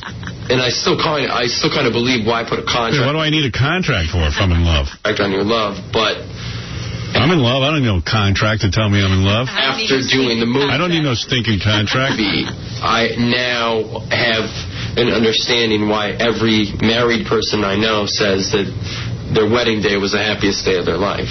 Really? Was it for you? For me? Looking back. No, actually, I didn't. I was certainly in love when I got married, but it was not a happy day. I hated it. I didn't like all the attention. I didn't like wearing a suit. I didn't like walking down the aisle. I felt like a douchebag. I remember being nervous and felt like I was putting on a performance for people, and I wasn't even sure what the hell. I was a kid. I was a child. All right. Well, apparently he didn't talk to you. Yeah, nobody sat me down and told me half of everything I ever earned would be out the window. Well, that wasn't what it was all about. No, that's what you're doing. You're signing a contract. Yeah, but at that time, it wasn't about that. They trick you with that goddamn party and the friggin' rabbi standing there. It's about the woman. They get to be a celebrity for the day. I should have a lawyer sitting there, sitting down with you and going, all right, you sure you know what you're doing? Because if you do end up making money, it's all gone. Well, Brittany Murphy and Ashton Kutcher, who are a couple, say they both believe in prenuptial agreements. B3. Yeah. Absolutely. Yeah, I didn't. No question. Like, this thing better be thicker than the friggin' Bible. Yeah, especially with her. They sound like a bunch of fun to go out with.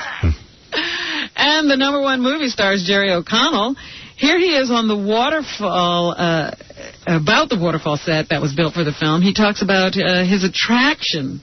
I guess maybe you'll hear water in this clip. He talks about his attraction to his co-star, Estella Warren, A4. The waterfall was just beautiful.